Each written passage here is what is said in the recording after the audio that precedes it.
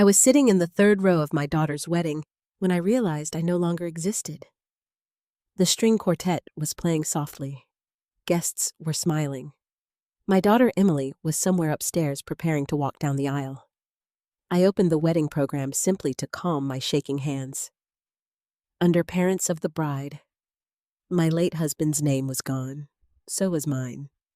In my place, someone had printed Victoria Reynolds guiding mother of the bride.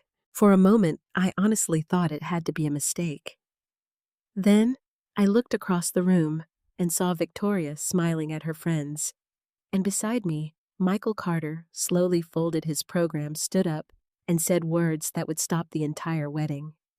If Donna Bailey isn't family enough to be named here, then my money doesn't belong here either.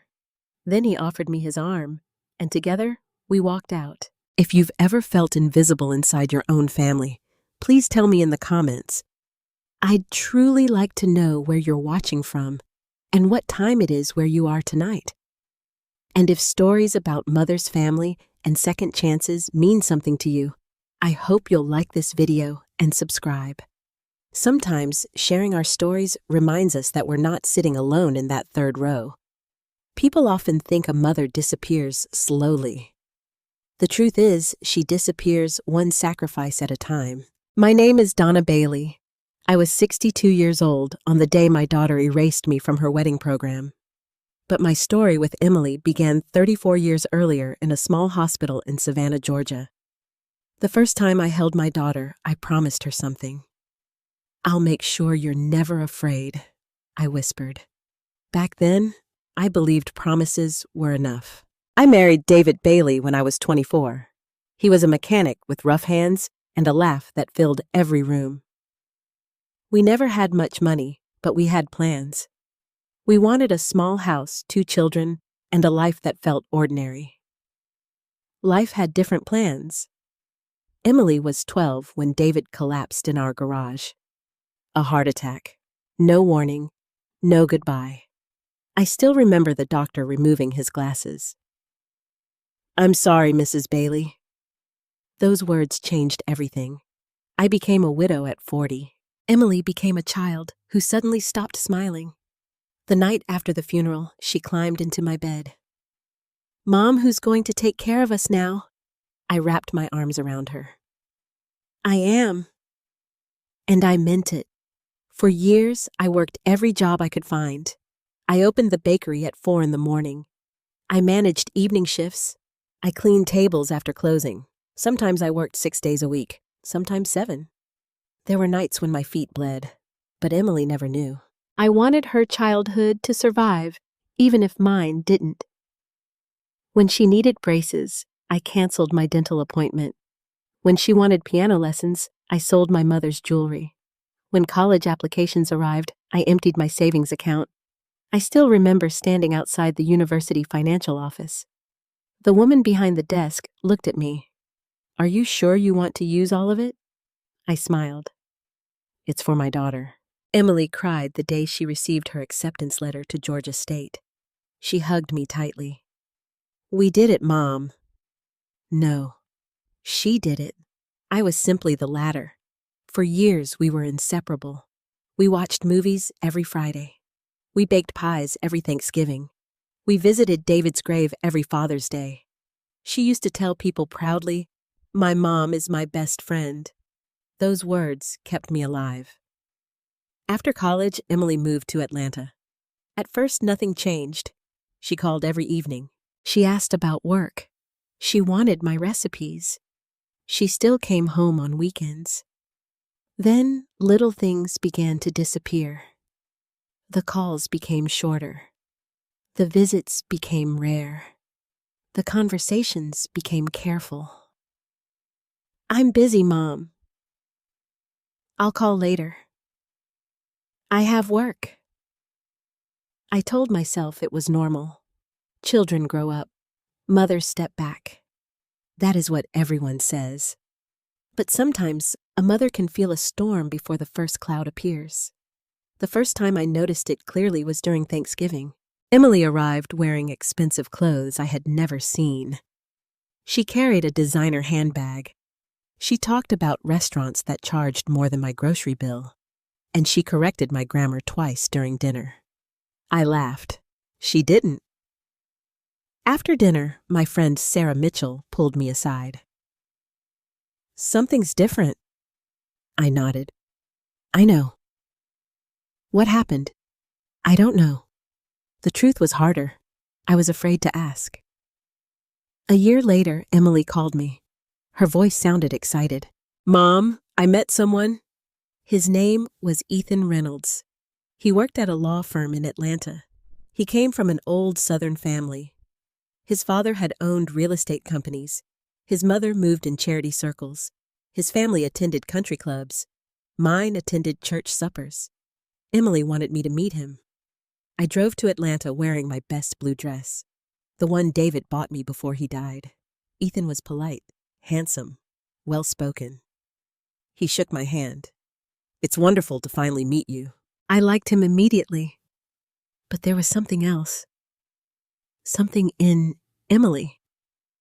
She seemed nervous, as if she wanted me to pass an examination. At dinner, she interrupted me several times.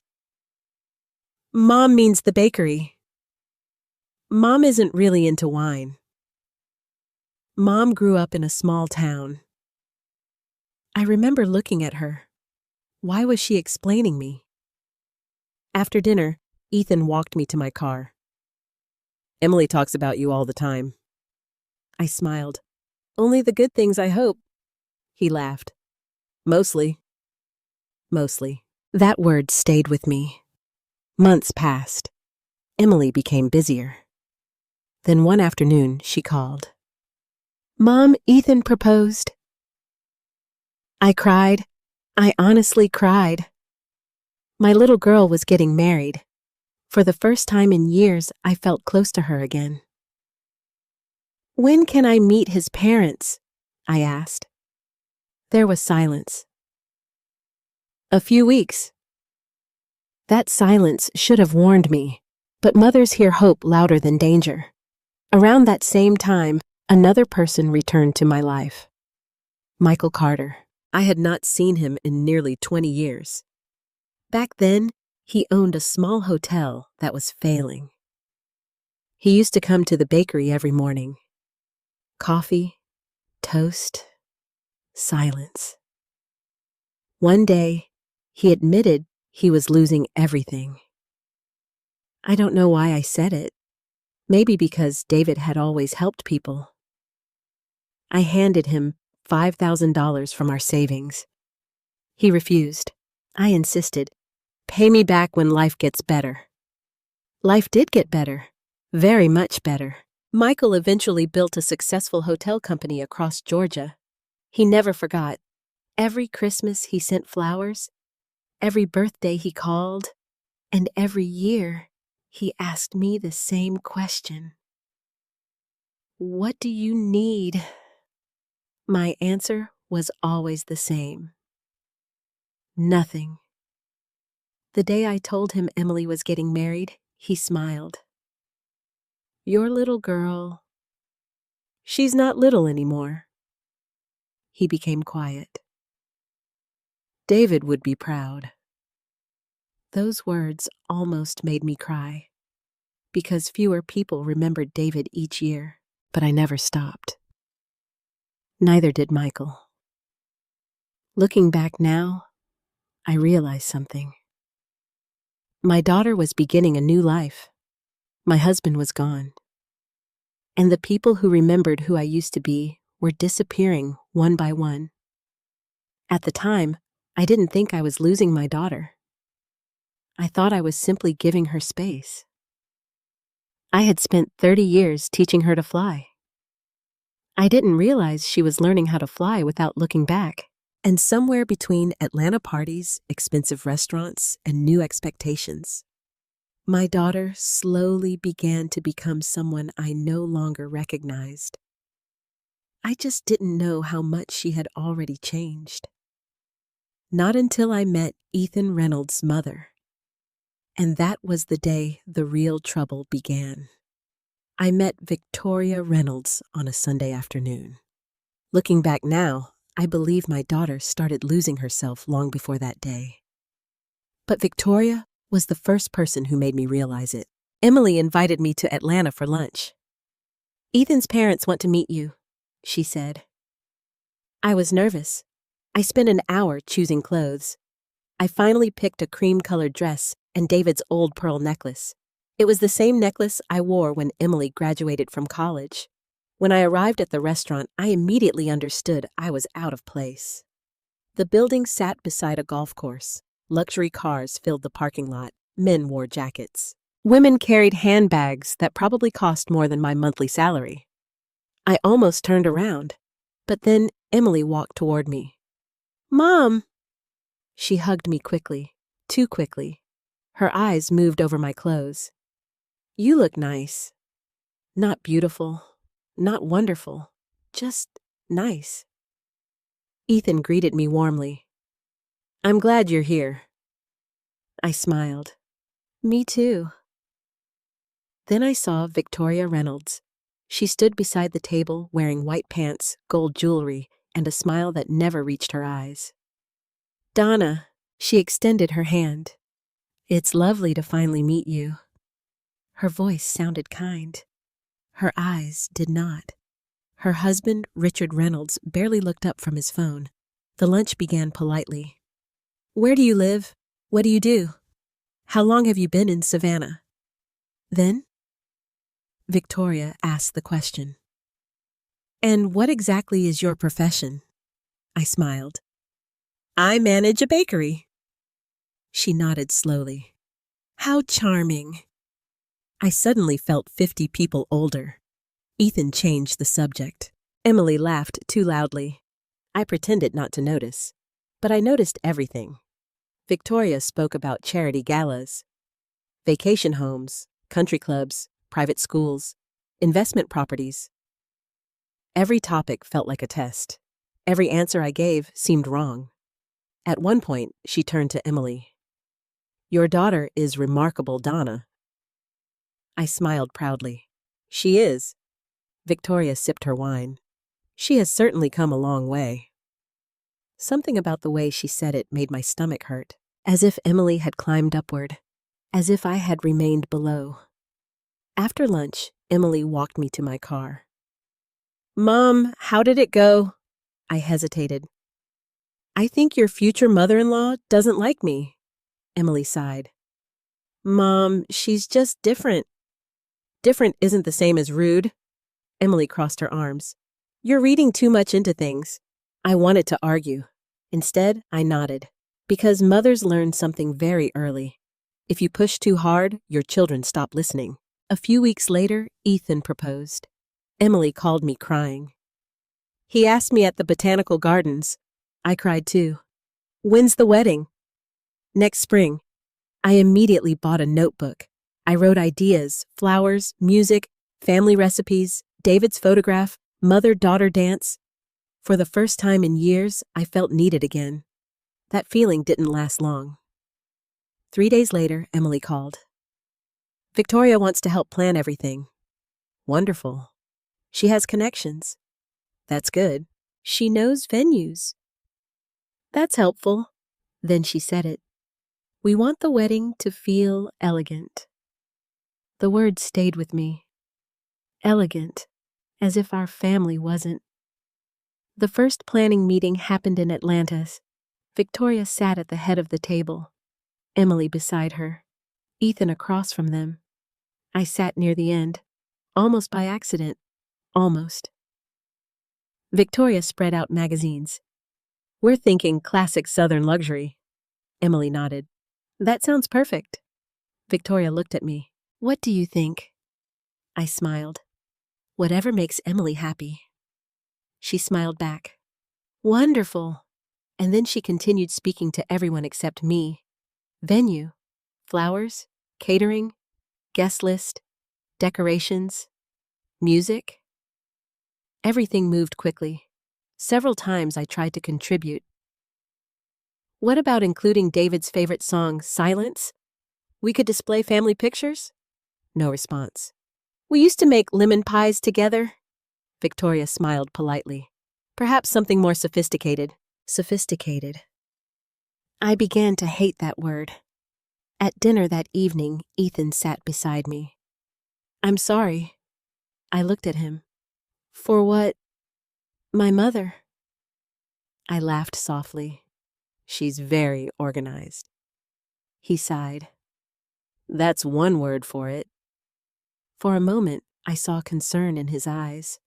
But concern isn't courage. And Ethan rarely challenged his mother. As weeks passed, Emily changed. She began using phrases I had never heard.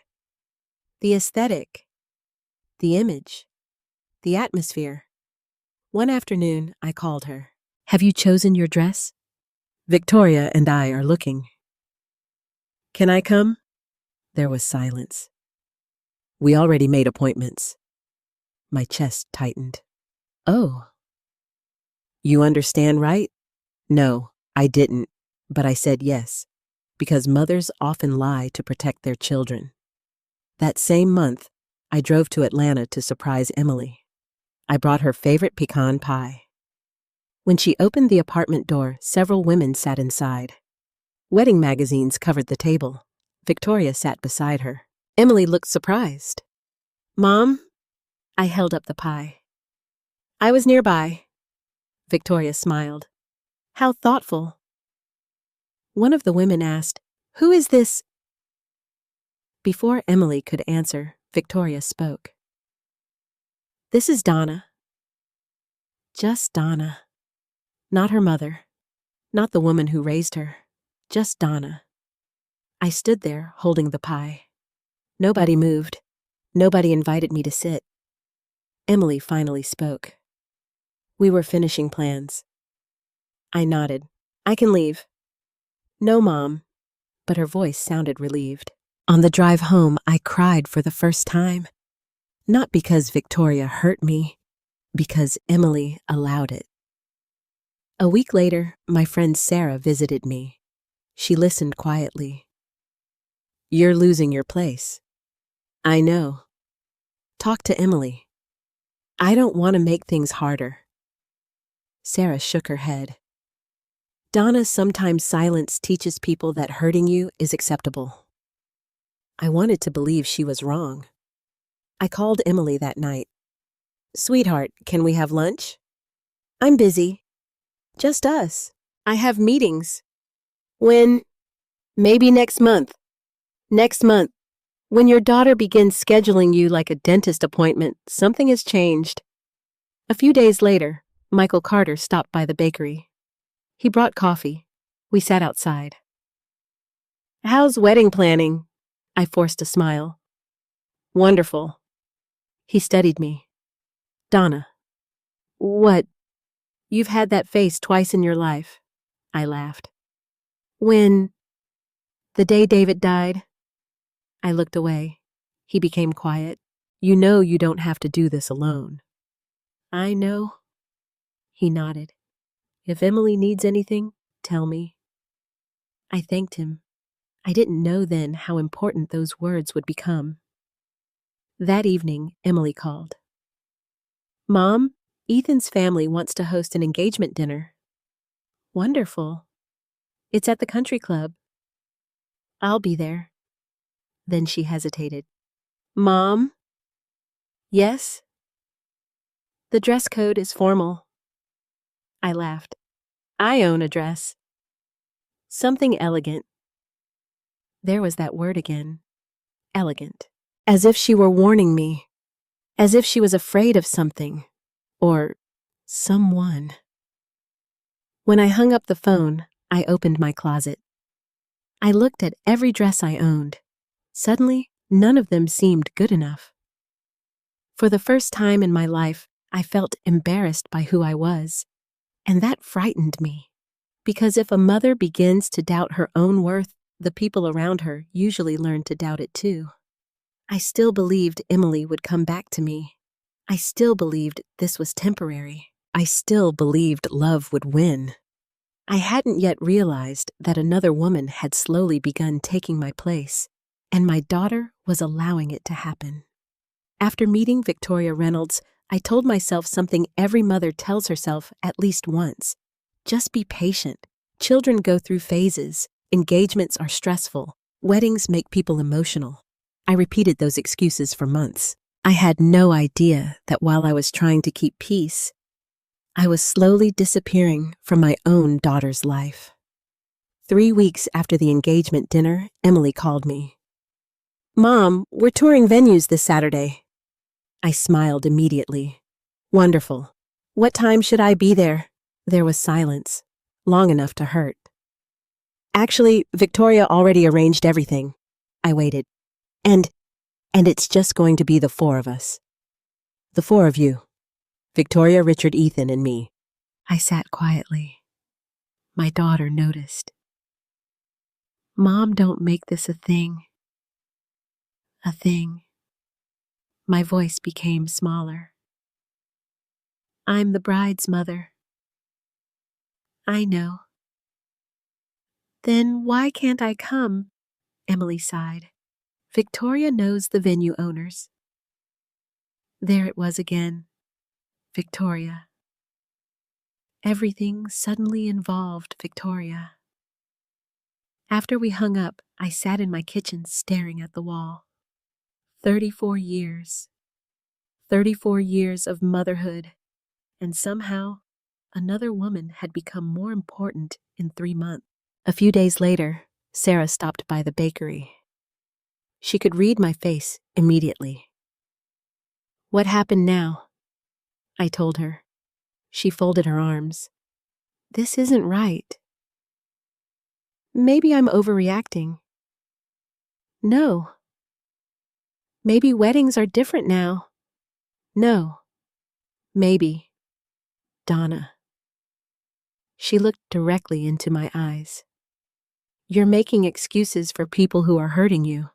I wanted to argue. Instead, I cried, because I knew she was right. The following Friday, my phone rang at work. It was Michael Carter. "How's the wedding planning?" I laughed. "What wedding planning? What happened?" I explained everything. He listened quietly. When I finished, he said something surprising. "Let me help." "With what?" "The wedding." I shook my head, even though he couldn't see me. "Absolutely not." "Donna." "No." "I owe you." "You owe me nothing."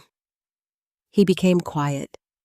20 years earlier, when his hotel was failing, I had lent him $5,000 from David's insurance money. That money helped him keep his first business alive. He paid me back years ago, but Michael never forgot. "David helped me too," he said. "He believed in me." I smiled. "He believed in everyone." Michael continued. "I own 3 hotels now." "I know. One of them has a ballroom." "Michael, let me give your daughter something beautiful." I didn't answer immediately. Part of me wanted to refuse. Another part wanted my daughter to have the wedding she deserved. Finally, I asked, "Would anyone know?" "Only if you want them to." That answer changed everything. Over the next few weeks, Michael quietly made phone calls. The ballroom, the catering discounts, the flowers, the musicians, the photography package. He knew people everywhere, and he insisted on one condition. "Emily never needs to know." I asked him why. His answer stayed with me. "Because this isn't about being thanked." I smiled. "It sounds like something David would say." He smiled back. I learned from him. For the first time in months, I felt hopeful. Maybe I couldn't help plan the wedding. Maybe I couldn't pick flowers. But at least I could still give my daughter something beautiful. Then the first real lie happened. Emily invited me to lunch. She seemed excited. "Mom, we found the venue." "Tell me everything." "It's incredible." She showed me photographs. My heart nearly stopped. It was Michael's hotel. The same ballroom. The same garden. The same lake. I knew immediately. Emily smiled. "Can you believe it?" "It's beautiful." Victoria worked so hard to get it. My chest tightened. Victoria. She knows people. I looked down at my coffee. I wanted to tell her. I wanted to say, actually, your mother arranged this. Actually, someone helped because of your father and me. Actually, you still matter to people because of where you came from. But I stayed silent because Michael had asked me to. And because mothers sometimes protect their children, even when their children don't protect them. Emily continued talking. The Reynolds family is doing so much. I smiled. That's nice. That afternoon, I went home and opened David's old photo album. I looked at pictures of Emily as a little girl, missing front teeth, birthday cakes, soccer uniforms, Christmas mornings. In every picture, she held my hand. I touched the photograph. When did we become strangers? Nobody answered. A few weeks later, invitations were discussed. Victoria hosted the meeting. I arrived early. She was already there. For the first time, we were alone. She poured tea. Donna, may I speak honestly? I smiled. Of course. She folded her hands. Emily has worked very hard to build a certain future. I looked at her. She has. Sometimes family backgrounds can complicate things. My body became cold. What does that mean? She smiled. Only that appearances matter. I stared at her. My daughter isn't ashamed of me. Her expression barely changed. Of course not. But she didn't believe it. And somehow I began to fear that maybe she already knew something I didn't. When Emily arrived, Victoria immediately became warm again. The guest list appeared. Names, families, business associates, charity friends, country club members. I searched for familiar people, neighbors, church friends, old family friends. There weren't many. I finally asked, "What about Sarah?" Emily hesitated. "We have limited seats." "What about Pastor Miller?" Another silence. "We're trying to keep it elegant." That word again. Elegant. I suddenly realized what it really meant. Elegant meant people like Victoria. Elegant meant money. Elegant meant status. Elegant did not mean people like me. That night, I drove home alone. Rain covered the windshield. I remembered something David once told me. If people make you feel small, it says more about them than about you. I wished he were alive. Emily still listened to him. She still respected him. Maybe he could have reached her. Maybe she would not have drifted so far. A few days later, Michael visited the bakery again. He brought copies of contracts, the venue agreement, the vendor deposits, the music arrangements. Everything had been handled. He placed the papers in front of me. Your daughter will have a beautiful wedding. I looked at him. Thank you. He smiled. One day, she'll understand. At that moment, I believed him. I truly believed love would eventually win. I believed Emily would remember who raised her. I believed mothers always get their daughters back. I was wrong. Because the next thing Emily took from me wasn't a decision. It wasn't a guest. It wasn't a planning meeting. It was my place beside her. And that hurt far more than I could imagine. There are many ways to remove a mother from a wedding. You don't always do it with words. Sometimes you do it with silence. Sometimes with empty chairs. Sometimes with invitations that never come. And sometimes with the simple act of making her feel unnecessary. About 4 months before the wedding, I realized I had stopped asking questions. Every time I asked Emily something, I received the same answer. Victoria already handled it. The flowers, Victoria. The invitations, Victoria. The rehearsal dinner. Victoria. The bridal shower, Victoria. The music, Victoria. At some point, I stopped feeling like the bride's mother. I started feeling like a distant relative. One Saturday morning, Sarah came to my house carrying coffee. She sat at my kitchen table. "You look exhausted." I laughed. "I haven't done anything." "Exactly." I looked at her. "What do you mean?" She leaned forward. "You've spent your entire life taking care of Emily." I nodded. "Now someone else is taking your place." The words hurt because they were true. That afternoon, Emily called. "Mom, we're having cake tastings next week." My face immediately brightened. "Oh, good. When?" "Thursday." "I'll drive up." There was silence. Another one. Another painful silence. "It's kind of limited." I already knew the answer. "Victoria." "Mom, please." "No, tell me." Emily sighed. "It's just easier." "Easier for who?" She didn't answer. After we hung up, I sat alone in my living room. I remembered Emily at 8 years old. She used to stand on a chair beside me while we baked birthday cakes. She always licked frosting from the spoon. She always said, "When I get married, you'll make my cake." I cried that afternoon, not because of the cake, because I suddenly understood that little girls make promises. Adults forget them. 2 weeks later, invitations arrived. Mine came in the mail. My own daughter's wedding invitation, as if I were a guest. I stared at the envelope. No handwritten note, no message, no mom, just Donna Bailey. I called Emily. "Sweetheart, I received an invitation." She laughed. "Everyone got one." "I'm not everyone." "Mom, I'm your mother." She became quiet. We wanted to keep things consistent. Consistent, another new word. Elegant, appropriate, consistent. Every word seemed designed to remove emotion. I wanted to ask her something.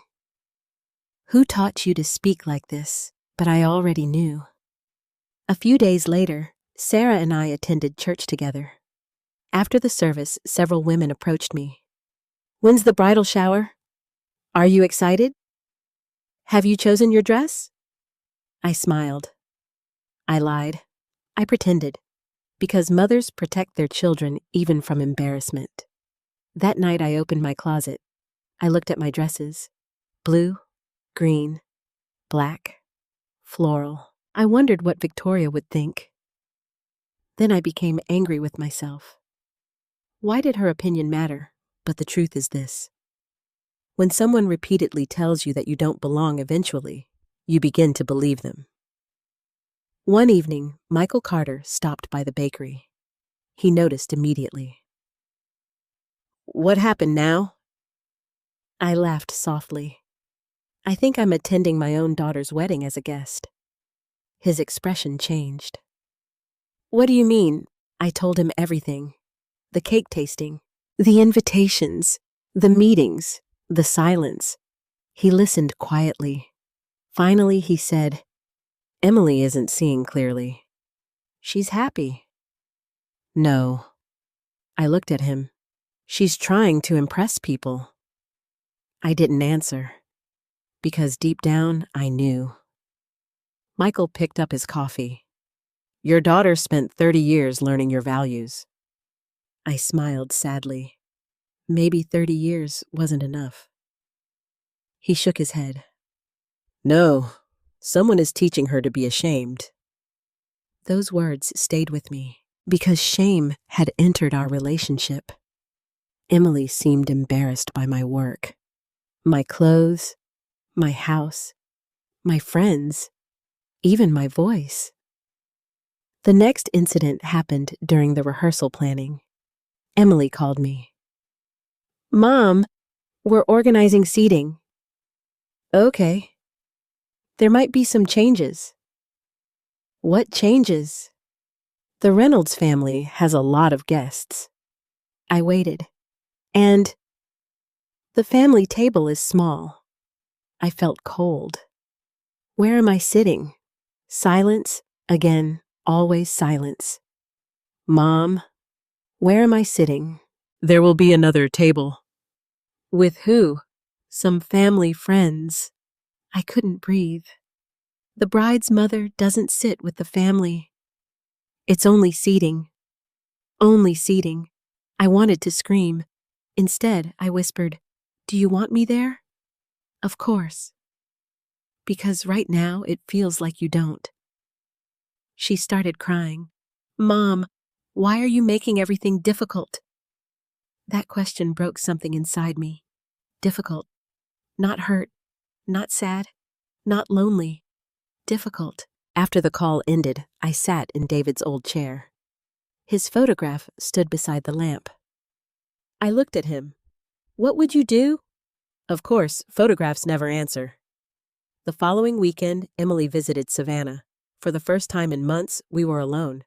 I made her favorite chicken casserole. She barely ate. She spent half the dinner checking her phone. Finally, I said, "Are you happy?" She looked surprised. "Of course." "Really?" She sighed. "Mom, weddings are stressful." "No, people are stressful." She looked away. I continued. "Do you know how many decisions I've been included in?" She became defensive. "That's not fair." "How many?" She said nothing. I nodded. "That's what I thought." For several minutes, neither of us spoke. Then she said something that hurt more than everything else. "You and Victoria are just different people." I looked at her. "And which one are you becoming?" She stood up. "I don't want to fight." "I don't either." She picked up her purse. "I have to drive back." "Stay." "I can't." She hugged me quickly. Too quickly. Just like before. As she reached the door, I spoke. "Emily." She turned. "I may not belong in your wedding anymore." Her eyes filled with tears. "But I still belong in your life." She said nothing. Then she left. That night, Sarah came over. I told her everything. She sat beside me. "Donna, you need to protect your heart." "She's my daughter." "I know. I can't give up on her." Sarah held my hand. "You don't have to give up." I looked at her. "But you also don't have to disappear." I wish I had listened. Because the worst humiliation was still coming. I thought losing my seat at the family table was painful. I thought being excluded from wedding plans was painful. I thought being treated like a guest was painful. I was wrong, because soon I would learn that my daughter had taken away something far more important. My voice, my place, and the right to stand before her on the most important day of her life. People think betrayal happens in one moment. It doesn't. It happens in small pieces. One invitation, one silence, one empty chair, one sentence. And eventually, one day you realize the person you love has been choosing someone else over you for a very long time. 3 months before the wedding, Emily stopped calling. Not completely, just enough. The calls that once lasted an hour became 10 minutes. 10 minutes became 3. Sometimes she texted instead. "Busy today. Talk later. Wedding stuff. Love you." The words were there. The feeling wasn't. One evening I called her. "Sweetheart, do you have a minute?" "I'm driving."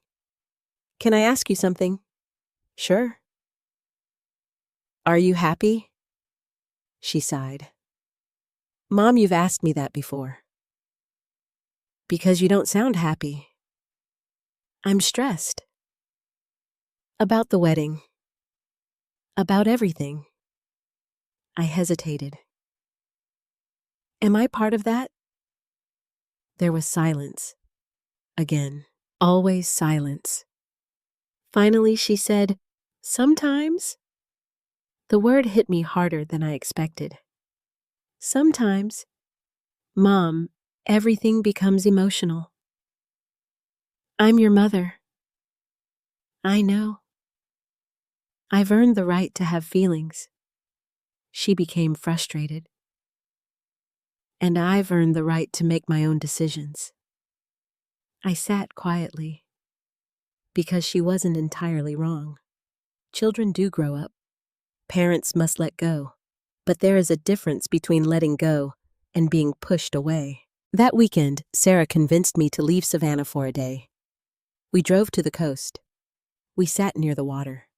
She finally asked, "What are you most afraid of?" I looked at the ocean. "That my daughter is ashamed of me."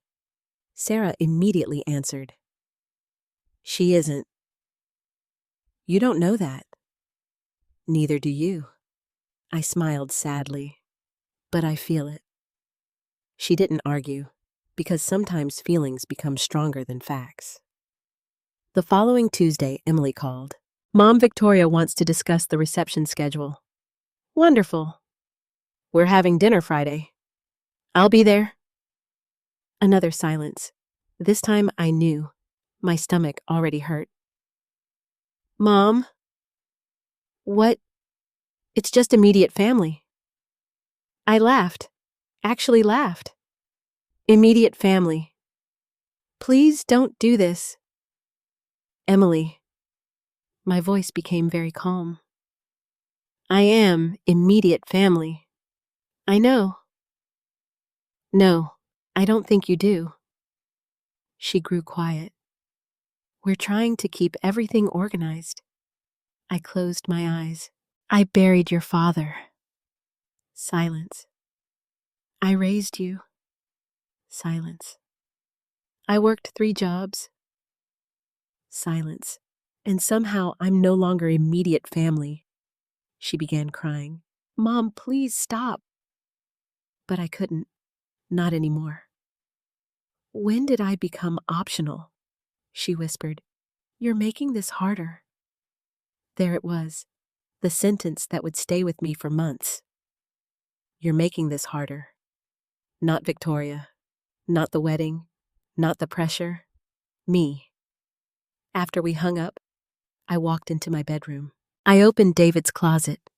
Most of his clothes were gone, but one jacket remained. I sat on the floor holding it. 34 years ago, David told me something after Emily was born. "If she ever breaks your heart, remember she learned love from you." At the time, I laughed. Now I cried. A few days later, Michael invited me to lunch. He noticed immediately.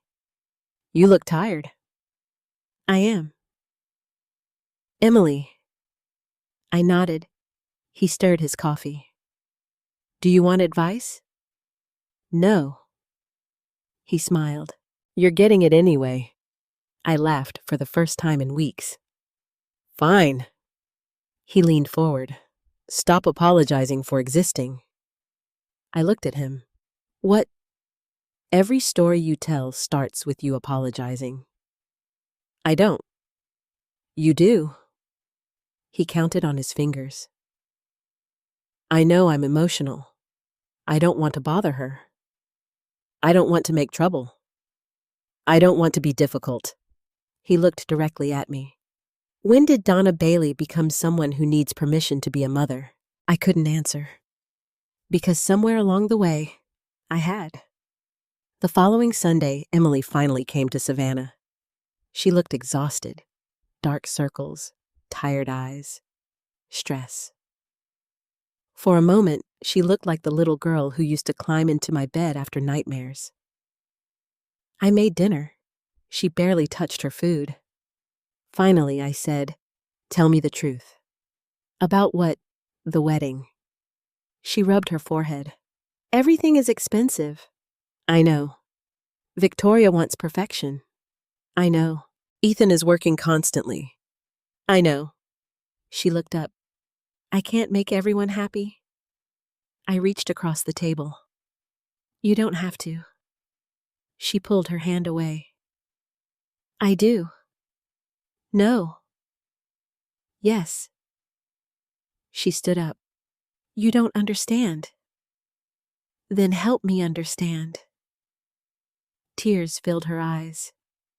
You and Victoria are completely different. I waited. She continued. She knows how these things work. And I don't. Mom. No. Say it. She looked down. She fits. The room became quiet. Meaning, I don't. Emily immediately regretted it. I didn't mean. But you did. She began crying. I just want this wedding to be perfect. I stood slowly. Perfect for who? She said nothing. I continued. Your father and I had our reception in a church basement. Tears ran down my face. We had folding chairs. We had homemade cake. We had $30 left in the bank. I looked directly at her. And it was perfect. She whispered, This is different. Yes, I nodded. It is. She grabbed her purse. Mom, please don't make me choose. Those words froze me. Choose. Between who? Between her mother and Victoria. Between love and status. Between family and image. I asked quietly, Has someone asked you to choose? She looked away. That answer was enough. After she left, Sarah came over. I told her everything. She sat silently. Then she said, Victoria wants your place. I shook my head. Nobody can take a mother's place. Sarah looked at me sadly. They can if the daughter gives it away. That night, I couldn't sleep. Around midnight, my phone rang. It was Ethan, the first time he had ever called me directly. Mrs. Bailey? You can call me Donna. He hesitated. I'm sorry to bother you. What's wrong? He lowered his voice. I think Emily is overwhelmed. I know. I don't know how to help her. I sat quietly. Finally, I asked, What does your mother want? He became silent. Too silent. That's what I thought, he sighed. She's trying to make everything perfect. And Emily, she's trying to please everyone. I closed my eyes. And nobody is trying to protect her. He didn't answer, because he knew I was right. Before hanging up, he said something that stayed with me. I don't think Emily realizes how much she's hurting you. I looked at the dark room. One day she will. At least I hoped she would, because the next decision would hurt me more than everything that had happened before. It wasn't the flowers. It wasn't the seating chart. It wasn't the guest list. It was my voice, my memories, and my right to speak to my own daughter on her wedding day. The last gift I ever prepared for my daughter was made from a dress she had never seen. My wedding dress. It had been hanging in the back of my closet for nearly 38 years. Yellowed lace, tiny buttons, faded satin. Most people would have thrown it away. I couldn't, because it carried the only day David Bailey ever cried. He cried when he saw me walk down the aisle. He cried when he held Emily for the first time. And he cried once more when doctors told him he was dying. Those were the only 3 times. 3 months before the wedding, I climbed into the attic and brought the dress downstairs. Sarah was with me. She looked surprised. What are you doing? I touched the lace carefully. I'm making something for Emily. She sat beside me. What? I smiled. A handkerchief. She looked confused. My grandmother made one for me. I unfolded the old fabric. My mother carried one. I looked down. And I want Emily to carry mine. Sarah's expression softened. She'll love it. I wanted to believe that. For several evenings, I sat at my kitchen table sewing. Slowly, carefully. My eyesight wasn't as good anymore. My fingers hurt, but every stitch carried a memory. Emily at 5, Emily at 10, Emily graduating, Emily dancing with David in our living room. Sometimes I cried, sometimes I smiled, mostly I prayed. One evening, I opened David's old cedar box. Inside were letters, birthday cards, photographs, receipts, and one envelope. I had not touched it in years. David wrote it during his final hospital stay. The envelope said, "For Emily's wedding day." My hands trembled. I sat down. I remembered the day he wrote it. Emily was 13. David could barely sit up. He asked for paper. "What are you writing?" He smiled. "A promise." After he died, I placed the letter inside the box. I couldn't bring myself to read it, not even once. That night, after nearly 20 years, I finally opened it. I cried before I reached the second paragraph. He wrote about love, marriage, respect, forgiveness. He wrote about Emily. He wrote about me. One sentence stopped me completely. "Take care of your mother. She gave you everything long before you understood what sacrifice meant." I covered my face. David somehow knew. Even then, I decided the letter would become my wedding gift. The handkerchief, the letter, the memories, everything a mother could give. The following week, Emily visited Savannah. I felt hopeful, for the first time in months. I prepared lunch. We sat in the kitchen. For a while, things felt normal. She laughed. She talked about work. She told me Ethan was stressed. For a moment, I saw my daughter again. After dessert, I brought out the small white box. "What's this?" I smiled. "Open it." She carefully untied the ribbon. Inside was the handkerchief, the lace, the embroidery, the tiny blue stitching. Her initials, Emily Bailey Reynolds. Her eyes widened. "It's from my wedding dress." She touched the fabric. "Oh, that was all.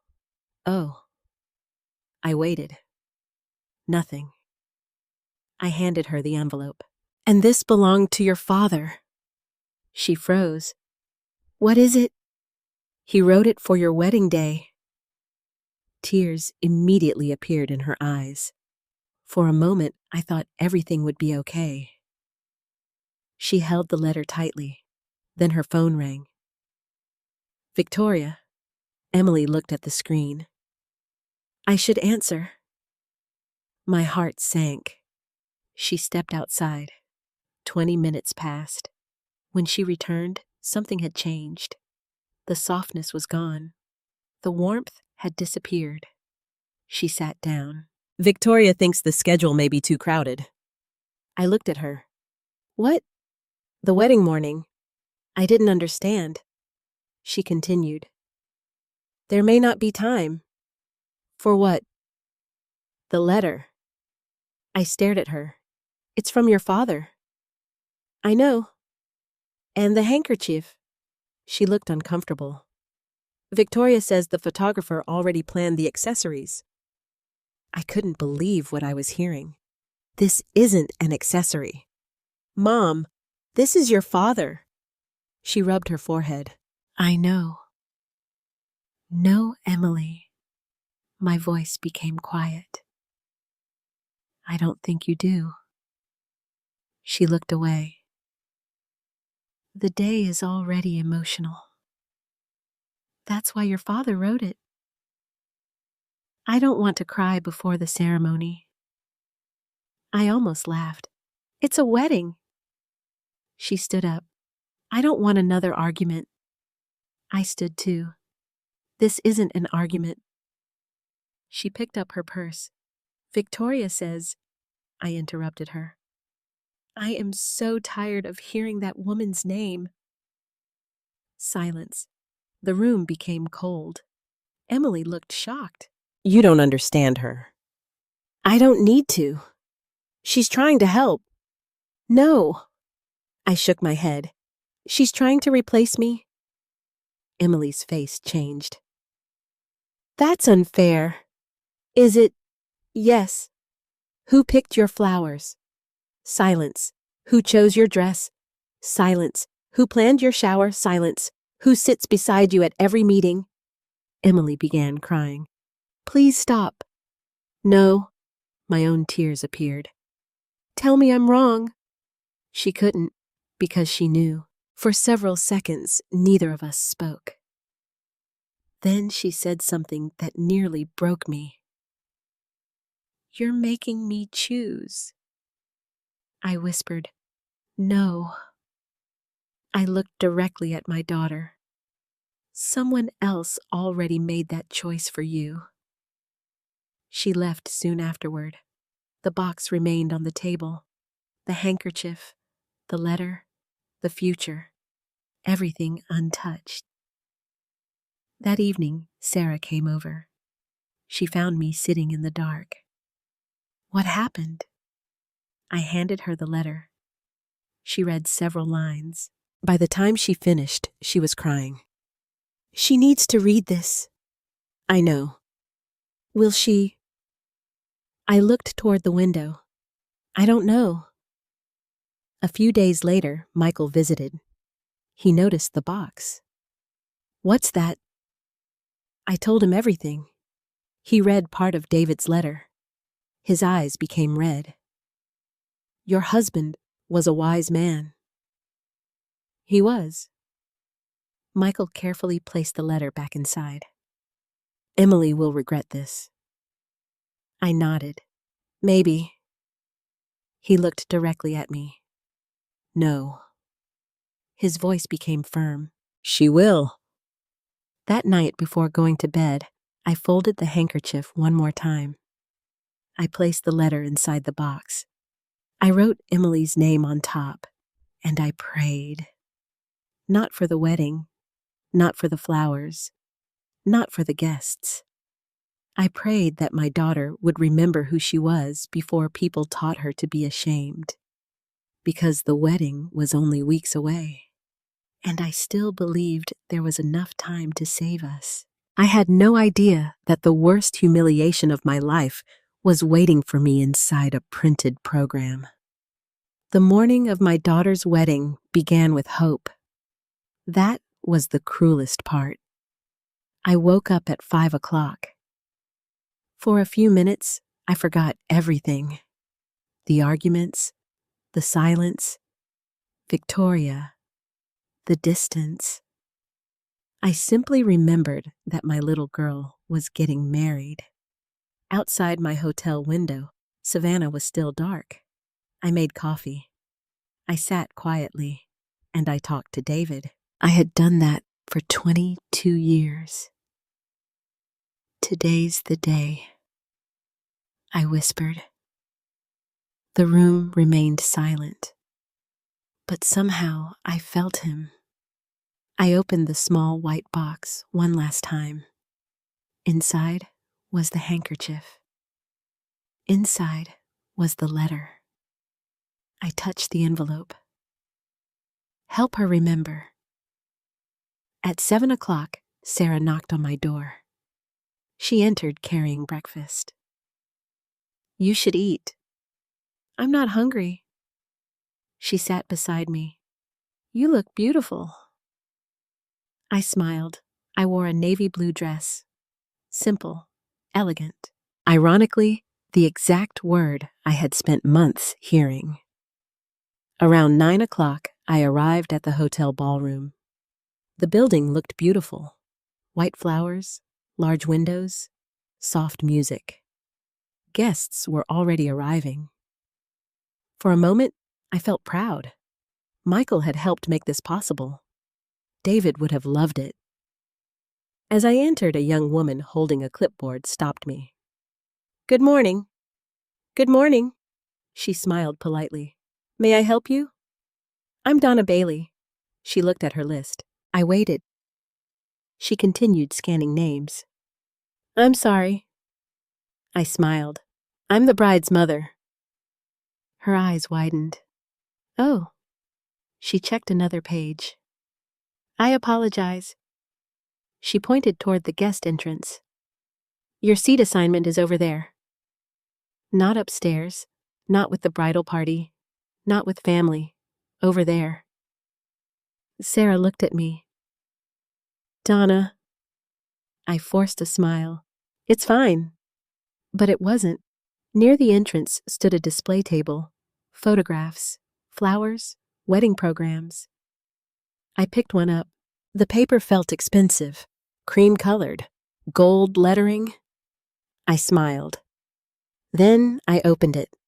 The first page listed the wedding party.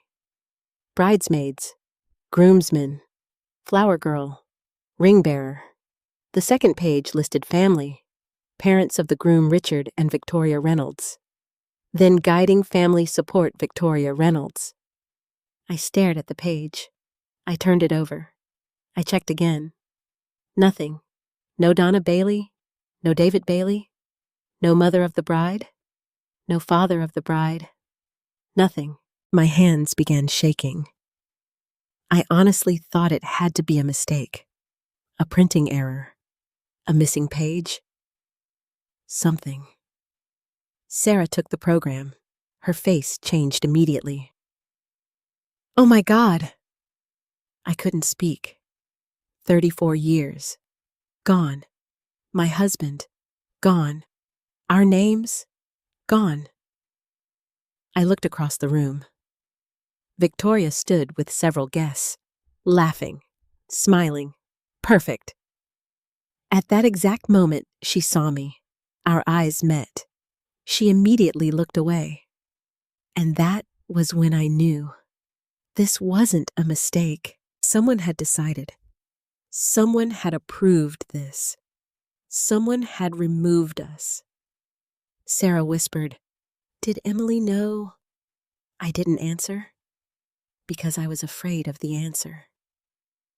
A few minutes later, Michael Carter arrived. He looked handsome in a dark suit. He smiled when he saw me. Donna? Then he noticed my face. What happened? I handed him the program. He looked down. At first, he seemed confused. Then his expression changed.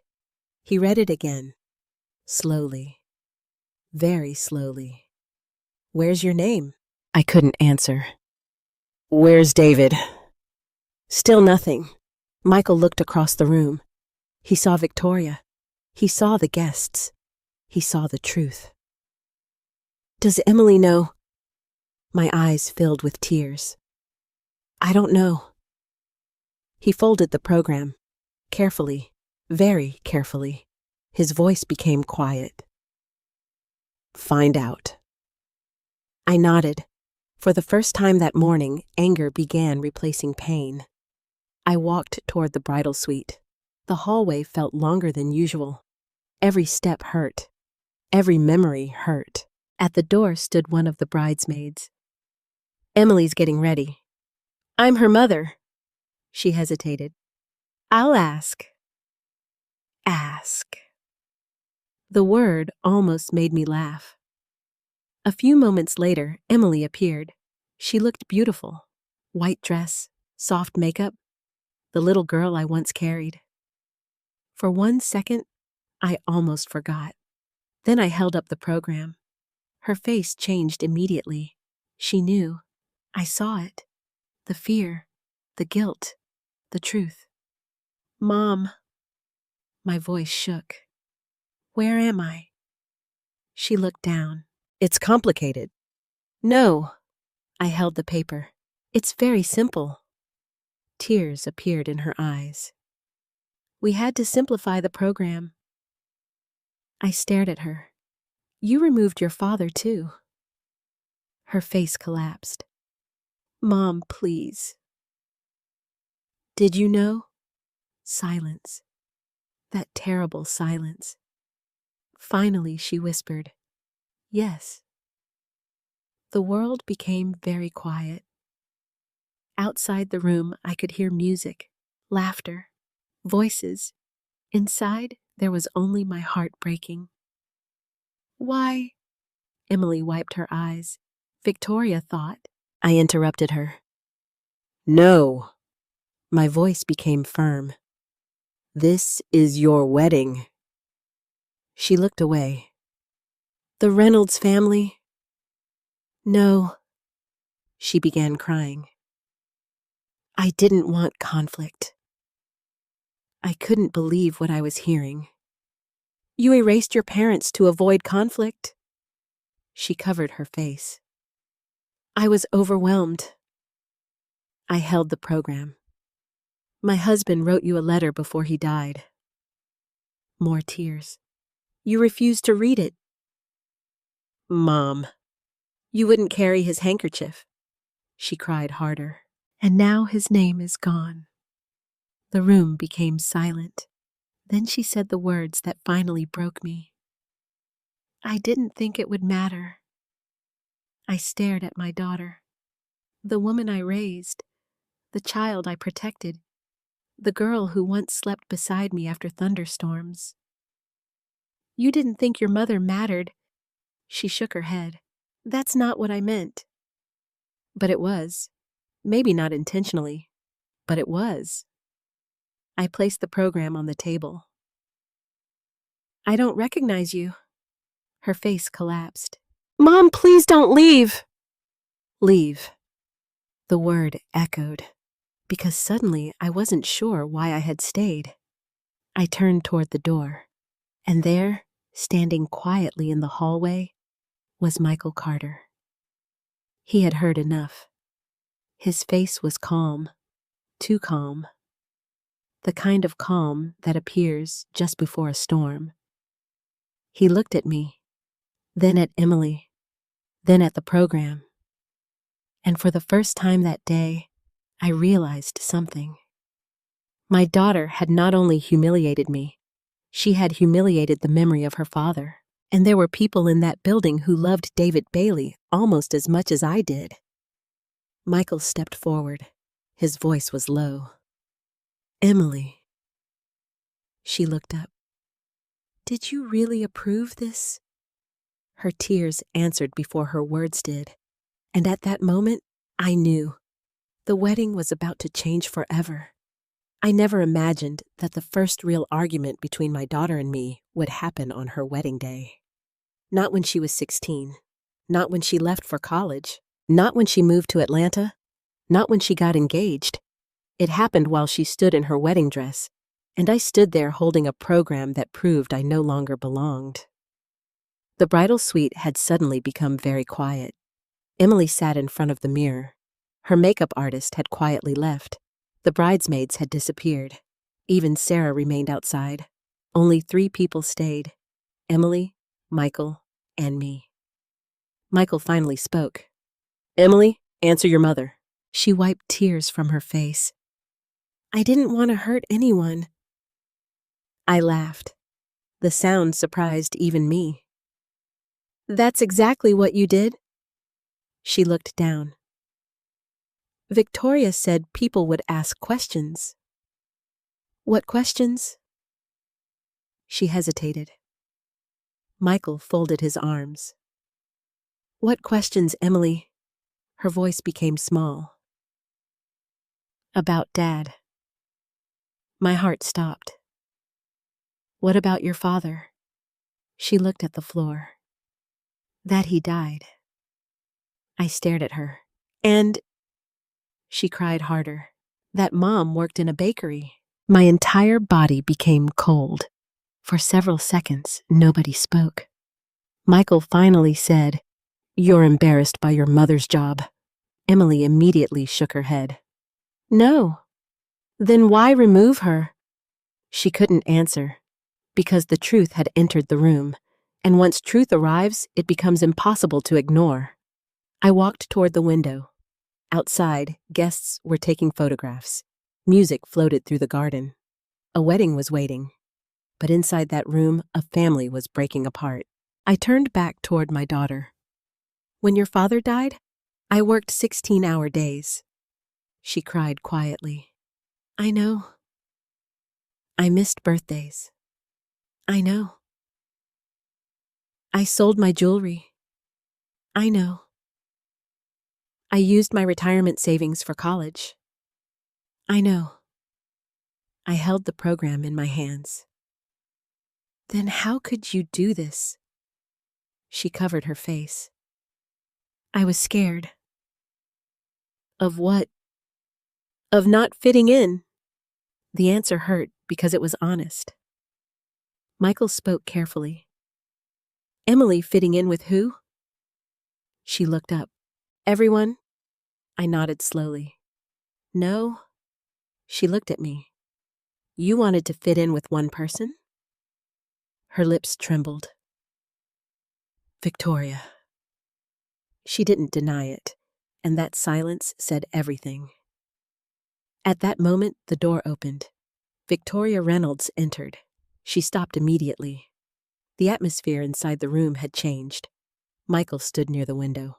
I held the program. Emily was crying. Victoria understood. What happened? Nobody answered. She looked at me. Donna, perhaps this isn't the best time. I finally lost my patience. No.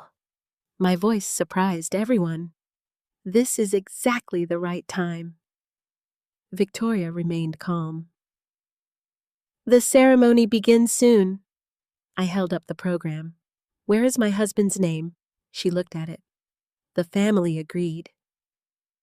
My daughter's father died. Emily began crying again. Victoria continued. We wanted simplicity. I looked directly into her eyes. You removed a dead man from his daughter's wedding. Her face hardened slightly. We wanted to avoid uncomfortable questions. Michael suddenly spoke. Questions from who? Victoria turned toward him. Michael, perhaps we should discuss this later. No. His voice became cold. I'd like to hear this. Victoria took a breath. The Reynolds family has certain expectations. I almost laughed. Expectations. The word sounded ridiculous. My husband was a mechanic. I stepped closer. He fixed cars. He coached Little League. He volunteered at church. He loved his daughter. Tears rolled down my face. What exactly was wrong with him? Victoria said nothing, because there was no answer. Emily whispered, Please stop. I looked at her. No, she cried harder. I can't do this. You already did. The room became silent again. Then I remembered the white box, the letter, the handkerchief. I looked at Emily. Did you even read your father's letter? She slowly shook her head. I opened my purse. I removed the envelope. The same envelope David had written 22 years earlier. Emily stared at it. Michael stared at it. Even Victoria became quiet. I handed it to my daughter. Read it. Her hands trembled. I can't. Yes, you can. I'll ruin my makeup. For a moment, nobody moved. Then Michael spoke softly. Your father died so he could write that. Emily closed her eyes. She opened the envelope. Her breathing became uneven. The first sentence made her cry. She covered her mouth. She continued reading. The room remained completely silent. Several minutes passed. Then she reached the line, Take care of your mother. She gave you everything long before you understood sacrifice. Emily collapsed into tears. Real tears. Not stress. Not embarrassment. Grief. She looked at me. I didn't know. I could barely speak. He wrote it for today. She looked at the letter, then at the program, then back at me. Everything inside her seemed to be breaking apart. At that moment, Victoria spoke. Emily, the guests are waiting. Emily looked up. Her face changed. For the first time in months, I saw anger. Not toward me, toward Victoria. My father mattered. Victoria remained composed. Nobody said otherwise. Emily stood up.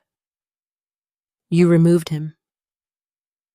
Emily, you removed my mother. Victoria looked shocked. I was trying to help. Emily looked at her. No. Her voice shook. You were trying to make me someone else. The room became very quiet. I honestly didn't know what would happen next. Neither did anyone else. Then Ethan entered. He immediately noticed the tears. What happened? Nobody answered. He looked at the program, then the letter, then his mother. Finally, he looked at Emily. She whispered, I removed my parents. Ethan stared at her. Why? She couldn't answer.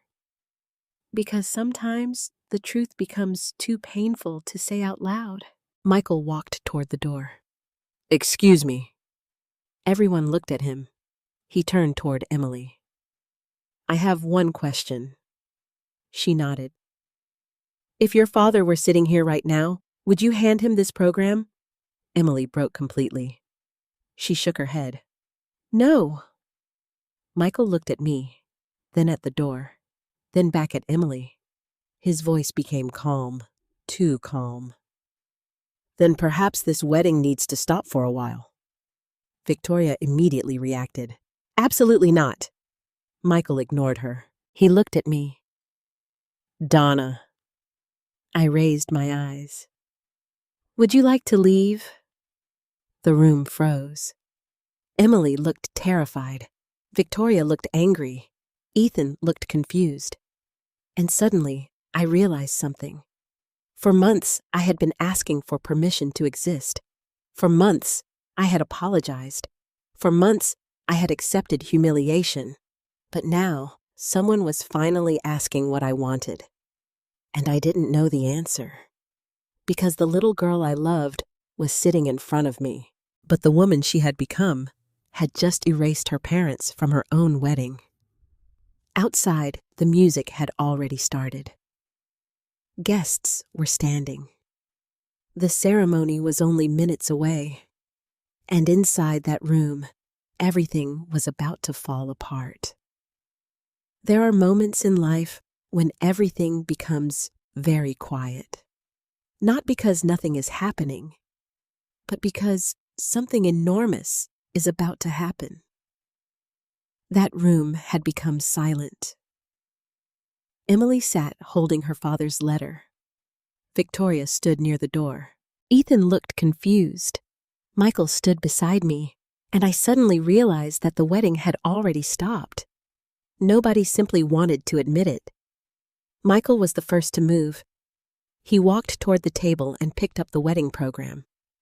He looked at it one final time. Then he folded it carefully and placed it inside his jacket. Victoria finally spoke.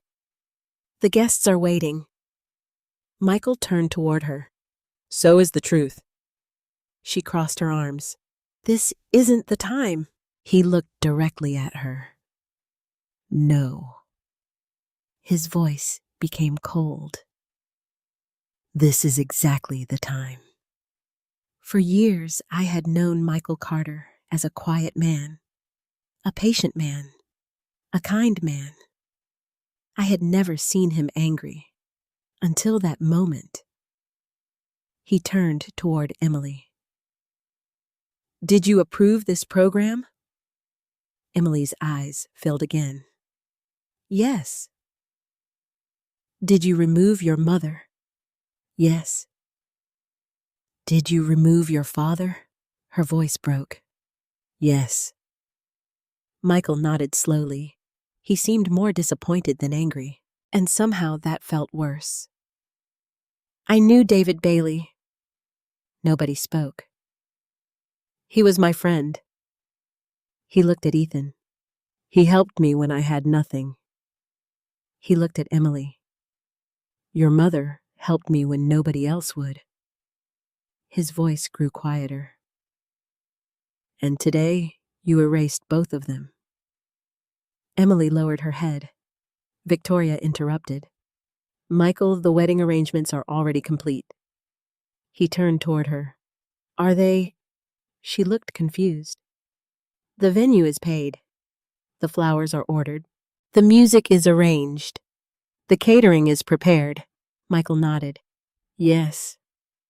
Then he looked directly at her. And who do you think paid for them? The room became still. Victoria frowned. What are you talking about? For the first time, Ethan looked confused.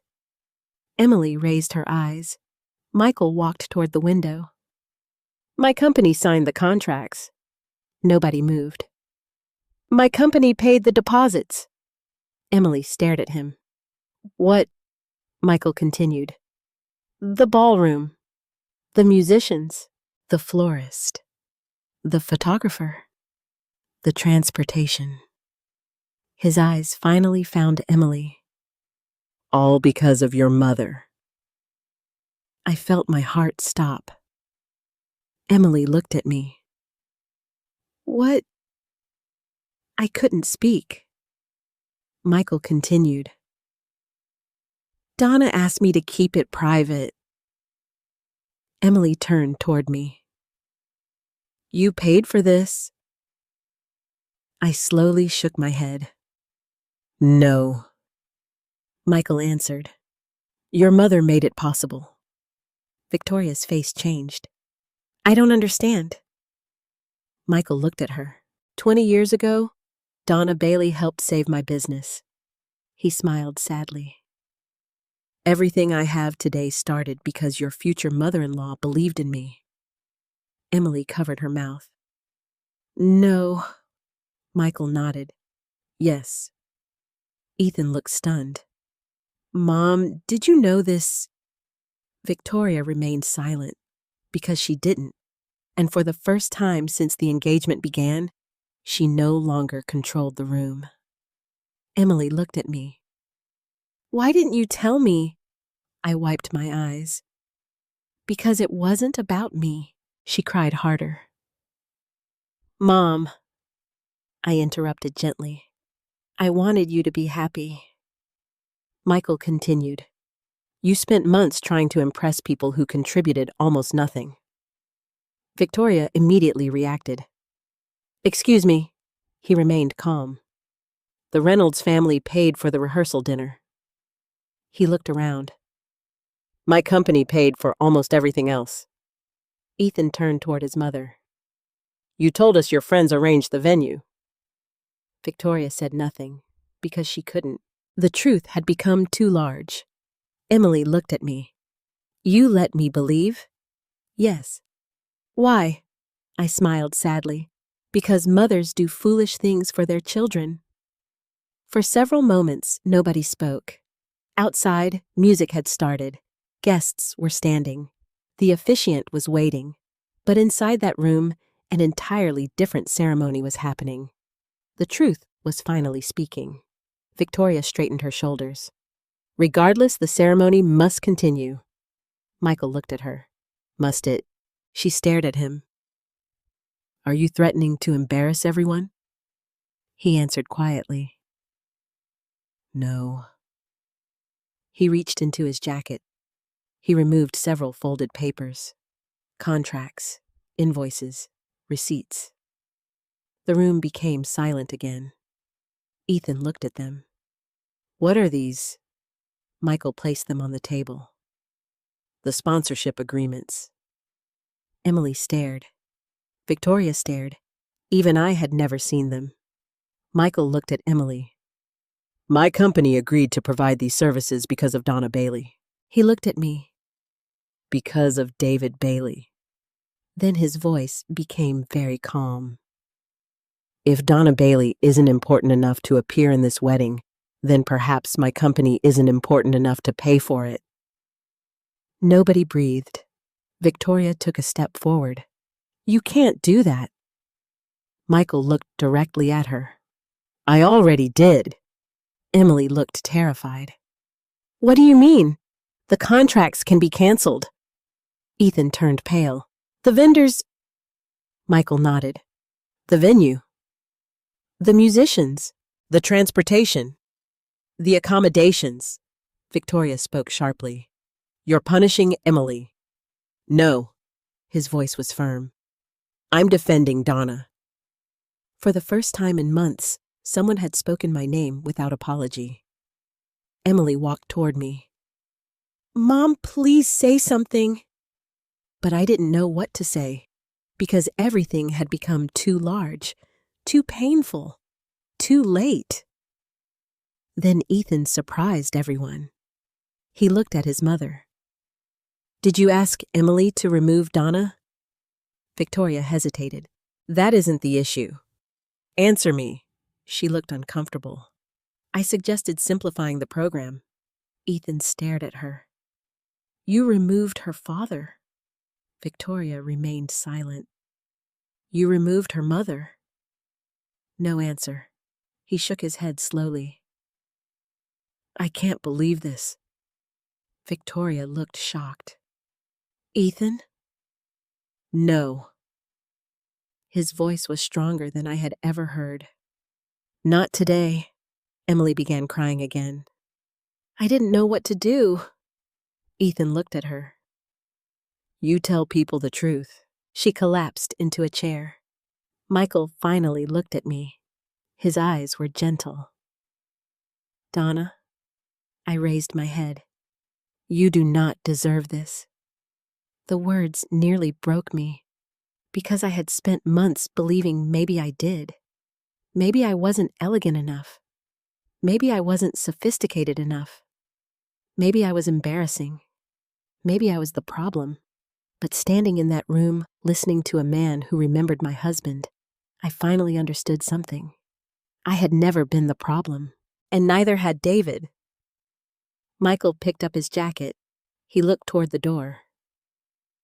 The ceremony begins in 10 minutes. He offered me his hand. Donna. My heart was racing. Come with me? Emily immediately stood. No. Tears streamed down her face. Please don't leave. I looked at my daughter, the little girl, the bride, the stranger. All three stood before me at once, and for the first time that day, I realized that my next decision might change all of our lives forever. Because if I walked out with Michael Carter, the wedding might never recover. And somewhere outside that room, 200 guests were waiting. They had no idea that the mother of the bride was about to disappear, and that the man paying for the entire celebration was preparing to leave with her. The strangest thing about walking out of your daughter's wedding is that nobody expects it. Not the guests, not the family, not even you. For months, I had imagined myself sitting quietly in the audience, smiling, clapping, pretending everything was fine. I had never imagined leaving. But when Michael Carter extended his hand, something inside me finally became exhausted. Not angry, not bitter, just exhausted. Emily stood between us. Her wedding dress trembled as she cried. Mom, please don't go. My heart broke because part of me wanted to run to her, to hold her, to tell her everything would be okay. But another part of me had finally begun asking a question. Who was protecting me? For years, I protected Emily. For months, I protected her feelings, her image, her wedding, her mistakes. But who protected Donna Bailey? Michael spoke quietly. Nobody is forcing you. He looked directly at me. "But you don't have to stay somewhere. You're unwanted." Emily immediately shook her head. "That's not true." I looked at her. "Then why isn't my name there?" She cried harder. "I made a mistake." I nodded. "Yes." Victoria stepped forward. "The guests are waiting." Nobody looked at her.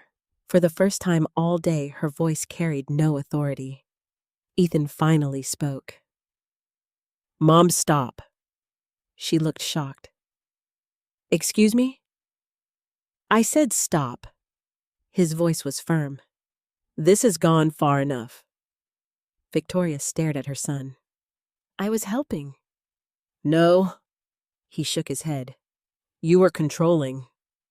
The room became silent again. Emily looked at Ethan. "Ethan." He walked toward her. "I should have stopped this months ago." Tears filled his eyes. "I saw what was happening," Emily whispered. "Why didn't you say something?"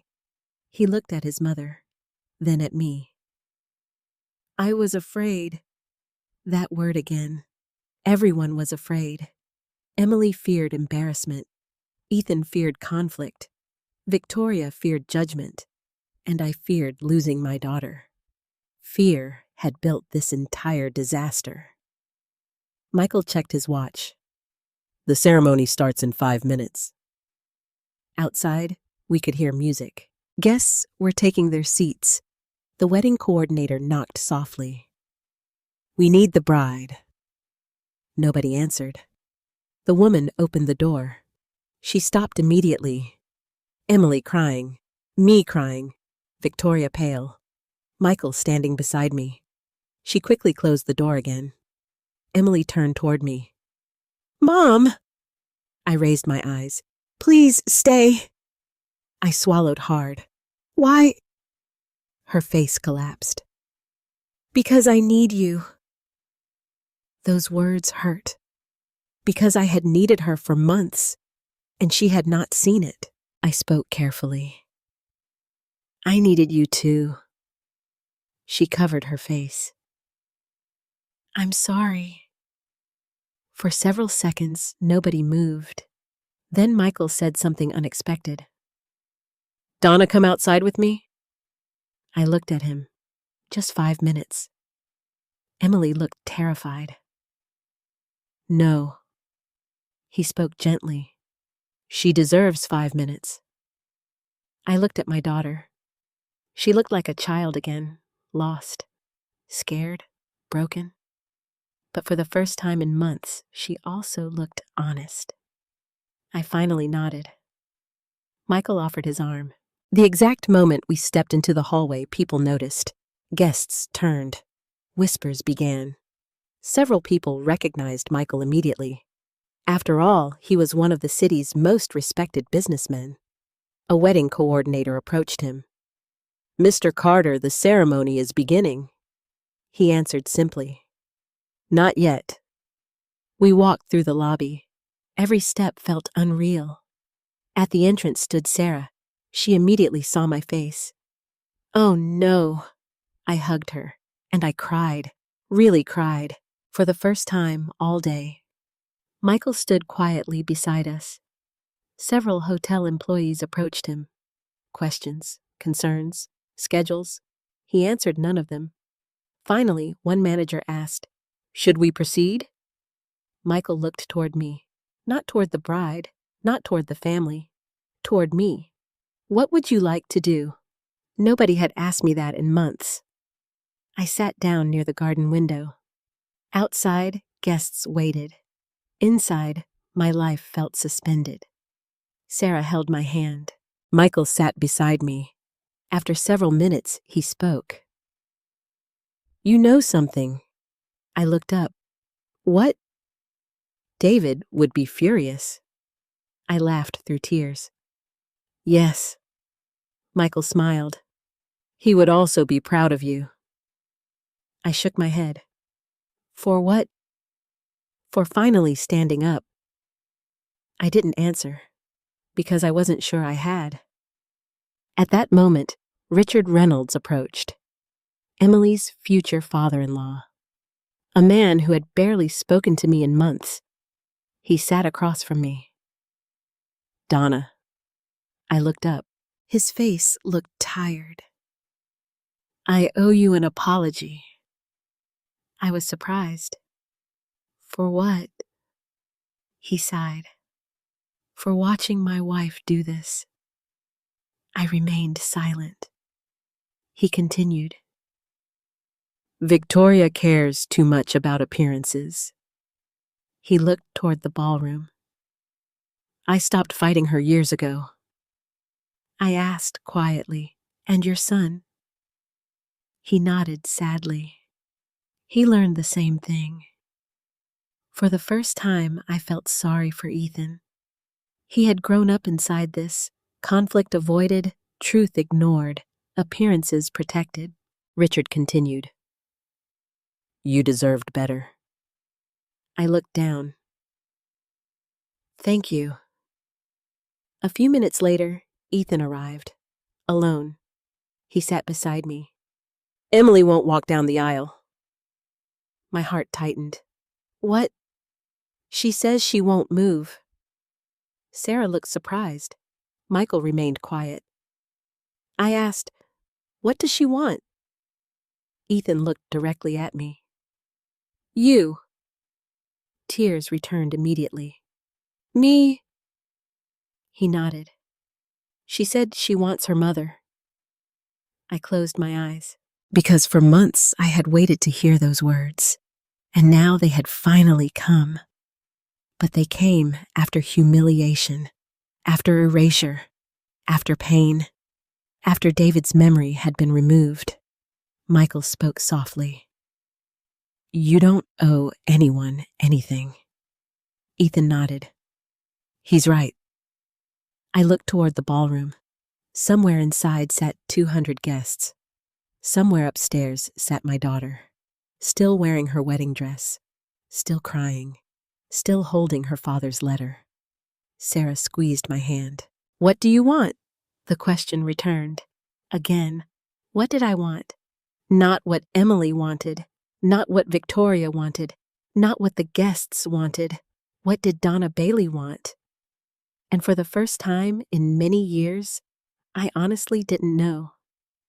Because forgiveness and self-respect were standing on opposite sides of the room, and I wasn't sure which one to choose. Upstairs, my daughter was waiting. Downstairs, the entire wedding had stopped. And somewhere inside my purse, David's letter still carried words that neither of us had fully understood yet. I learned something that afternoon. A wedding can stop without anyone announcing it. The music can continue. The guests can remain seated. The flowers can still look beautiful.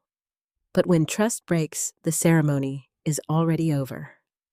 I sat in the hotel lobby while 200 guests waited inside the ballroom. Nobody knew exactly what was happening. Rumors had already started. The bride was sick. The groom had disappeared. There was a problem with the ceremony. Nobody knew the truth. Only a handful of us did. Sarah sat beside me. Michael stood near the window. Ethan paced back and forth. And upstairs, my daughter was crying in her wedding dress. For nearly 20 minutes, nobody spoke. Then Victoria Reynolds walked into the lobby. She still looked perfectly composed. Perfect hair, perfect makeup, perfect posture. But for the first time, people were watching her. Several guests turned. Whispers followed her. She stopped in front of Michael. "This has gone far enough." Michael remained calm. "No." She crossed her arms. "You're humiliating Emily." He looked directly at her. "No." His voice was steady. "Emily humiliated her mother." The words hung in the air. Victoria turned toward me. "Donna, surely you don't want to ruin your daughter's wedding?" I looked at her, and suddenly I realized something. For months, I had been afraid of this woman, afraid of her opinions, her money, her confidence. But now I saw something else.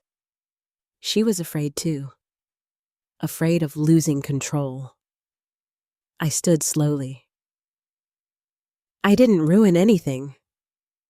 Her expression hardened. This is because of a program. I shook my head. No. I looked directly into her eyes. This is because you convinced my daughter that her own parents were embarrassing. The lobby became silent. Victoria spoke carefully. I wanted the wedding to reflect the Reynolds family. I answered quietly. Then why was my daughter getting married? She had no answer. At that moment, Richard Reynolds arrived. His face looked exhausted. He approached his wife. Victoria. She turned. We need to fix this. She looked angry. I've spent a year fixing everything. Richard surprised everyone. No. His voice was firm. You spent a year controlling everything. Victoria stared at him. You too. He sighed. Especially me. For the first time, I realized their marriage had been broken long before ours. Ethan stopped pacing. Mom! She looked at him. Do you know what Emily said upstairs? Victoria remained silent. She said she doesn't know who she is anymore. That finally reached her. I saw it. A crack. A moment of uncertainty. But before she could answer, Michael opened his briefcase. He removed several folders. The sponsorship contracts, vendor agreements, payment receipts. He placed them on the table. Several hotel staff members nearby became quiet. Michael looked at Victoria. Would you like to see who paid for this wedding? She stared at him. That isn't necessary. I think it is. He opened the first file. The ballroom deposit. He turned the paper. Carter Hospitality Group. Another paper. Photography. Another. Entertainment. Another. Floral services. Another. Transportation. Ethan looked stunned. Richard looked embarrassed. Victoria remained silent. Michael finally pointed toward me. Every one of these exists because of Donna Bailey. I immediately shook my head. Michael, no. He looked at me. For months, you've protected everyone.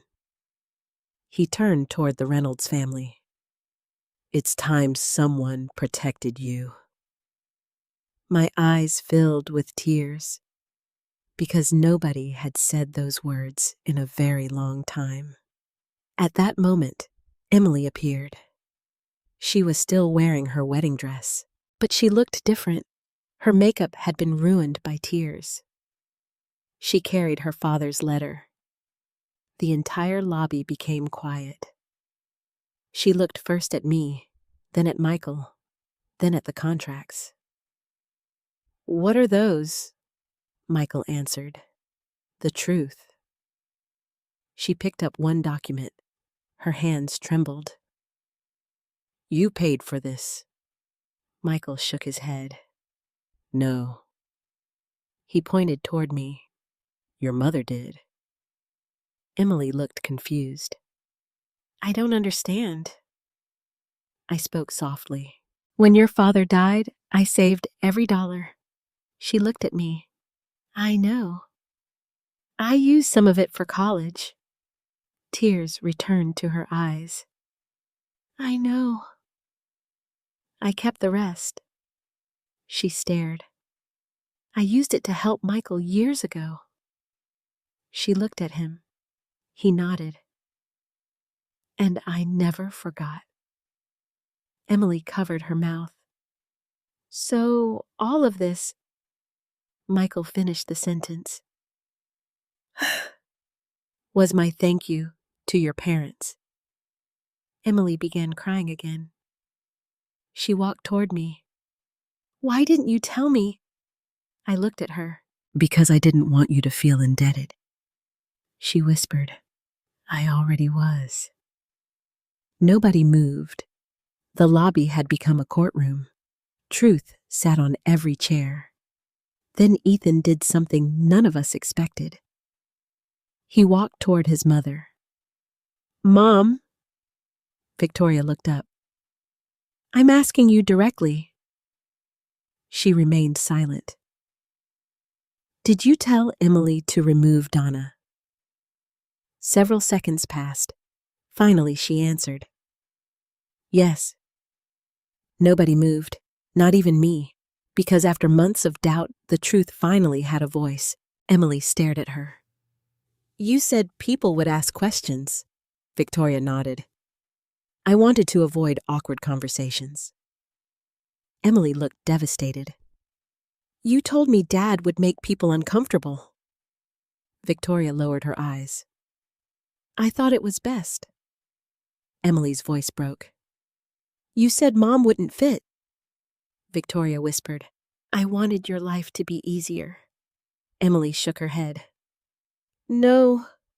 Tears ran down her face. "You wanted your life to be easier." For the first time all day, Victoria had no response. Richard looked away. Ethan closed his eyes. Sarah squeezed my hand.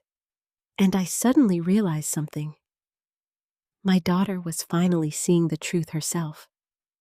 Not because I told her, not because Michael exposed it, because she had to live it. Emily walked toward me. She knelt beside my chair, exactly like she had done as a little girl after nightmares. She looked up. "I'm so sorry." I couldn't speak. She held my hands. "I thought if I made everyone happy, everything would work." Tears ran down both our faces. I finally whispered, "And were you happy?" She slowly shook her head. "No." That answer hurt more than everything else, because all these months she had sacrificed herself too. Michael quietly closed the folders. The lobby remained silent. Then Emily asked the question nobody wanted to answer. "What happens now?" Nobody spoke, because upstairs 200 guests still waited. The officiant still waited. The musicians still waited. The wedding still waited. But for the first time all day, my daughter wasn't asking Victoria. She wasn't asking Ethan. She wasn't asking Michael. She was looking directly at me, and the entire future of that wedding suddenly rested in the hands of the woman whose name had been erased. I never expected my daughter to kneel in front of me on her wedding day. Not in her white dress, not with tears running down her face, not in the middle of a hotel lobby while 200 guests waited upstairs. But life rarely gives us healing in the way we imagine it. Emily was still holding her father's letter. Her hands were shaking. Her makeup had almost disappeared. For the first time in many months, she looked exactly like the little girl I used to comfort after nightmares. Only now she had become the nightmare herself. She looked up at me. "Mom, please talk to me."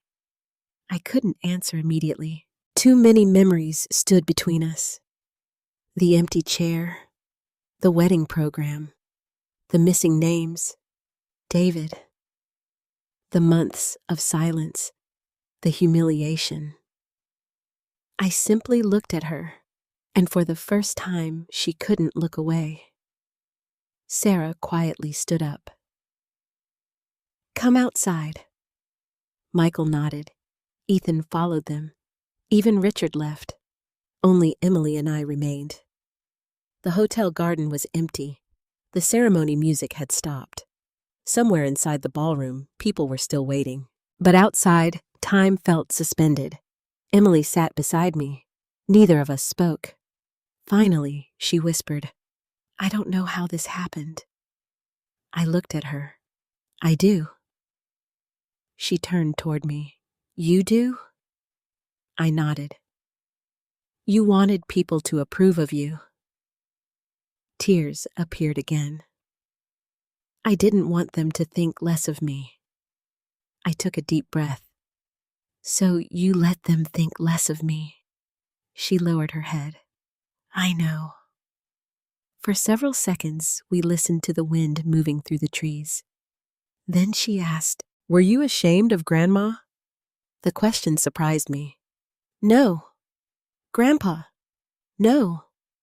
They were poor. I smiled softly. So were we. She began crying again. I don't know when I became this person. I looked at her, because honestly, I had been asking myself the same question.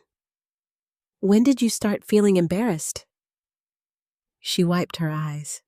The engagement dinner. I remained silent. She continued. Victoria talked about schools, money, families, social circles. She looked away.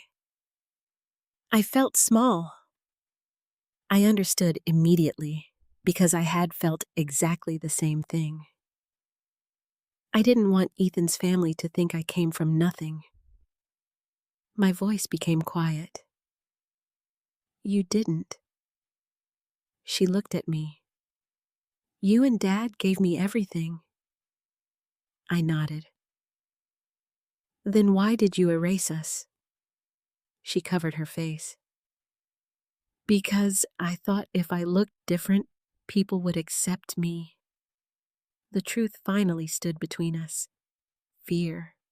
That was the answer. Not cruelty, not hatred. Fear. The fear of not belonging. The fear of being judged. The fear of being less. I asked softly, Did Victoria tell you I didn't fit? Emily nodded. Tears fell again. She never said it directly. But she said the wedding needed elegance. I almost smiled. That word. The same word for months. Elegant. She continued. She said your job would make people ask questions. She said Dad's death would make people uncomfortable. My heart hurt because dead people cannot defend themselves. Only those who love them can. Emily looked at me. I started believing her. I nodded slowly. Why? She looked down. Because she belonged to that world. I asked, and I didn't. She immediately shook her head. No. But I thought she did. For a long moment, neither of us spoke. Then she reached into her bouquet bag. She removed the handkerchief. My handkerchief. The one I made from my wedding dress. I stared. You brought it? She nodded. I put it in my bag after you left. She opened it carefully. Inside was David's letter. The lace, the blue stitching, everything. She began crying again. I was afraid to read it. Why? Because I knew Dad would be disappointed. The answer nearly broke me, because she already knew. Long before today, long before the program, long before the argument. Part of her had always known. She looked at me. Do you hate me? No mother is ever prepared for that question. I took her hands, the same hands I held when she learned to walk. No. Are you angry? Yes. She nodded. I deserve that. I took a deep breath. I think I'm more heartbroken than angry. She started crying again. I hurt Dad too.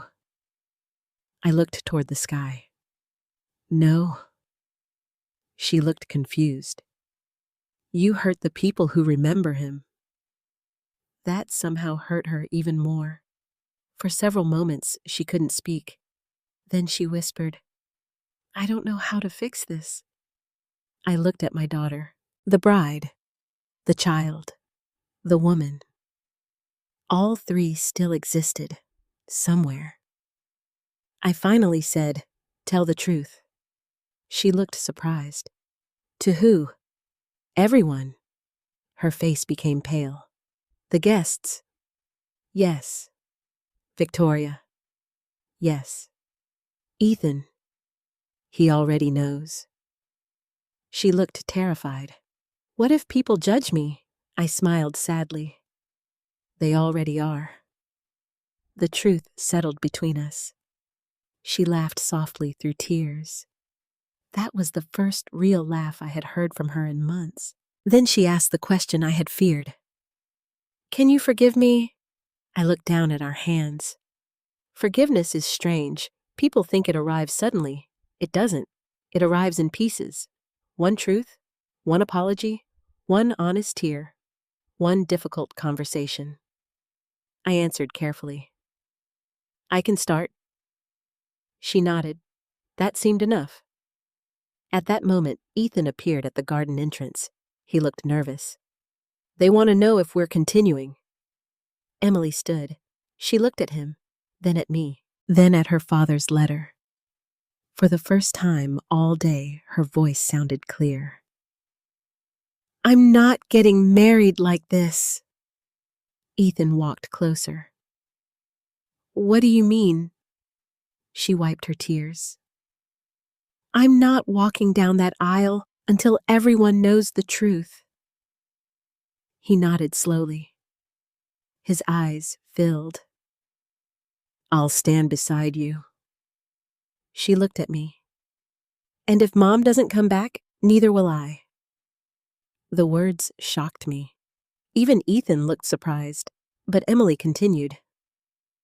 "I'm done pretending." For the first time in months, I saw my daughter. Not Victoria's version, not the Reynolds version. My daughter, David's daughter. She took my hand. "Will you come with me?" I looked at the ballroom doors. Inside waited 200 guests.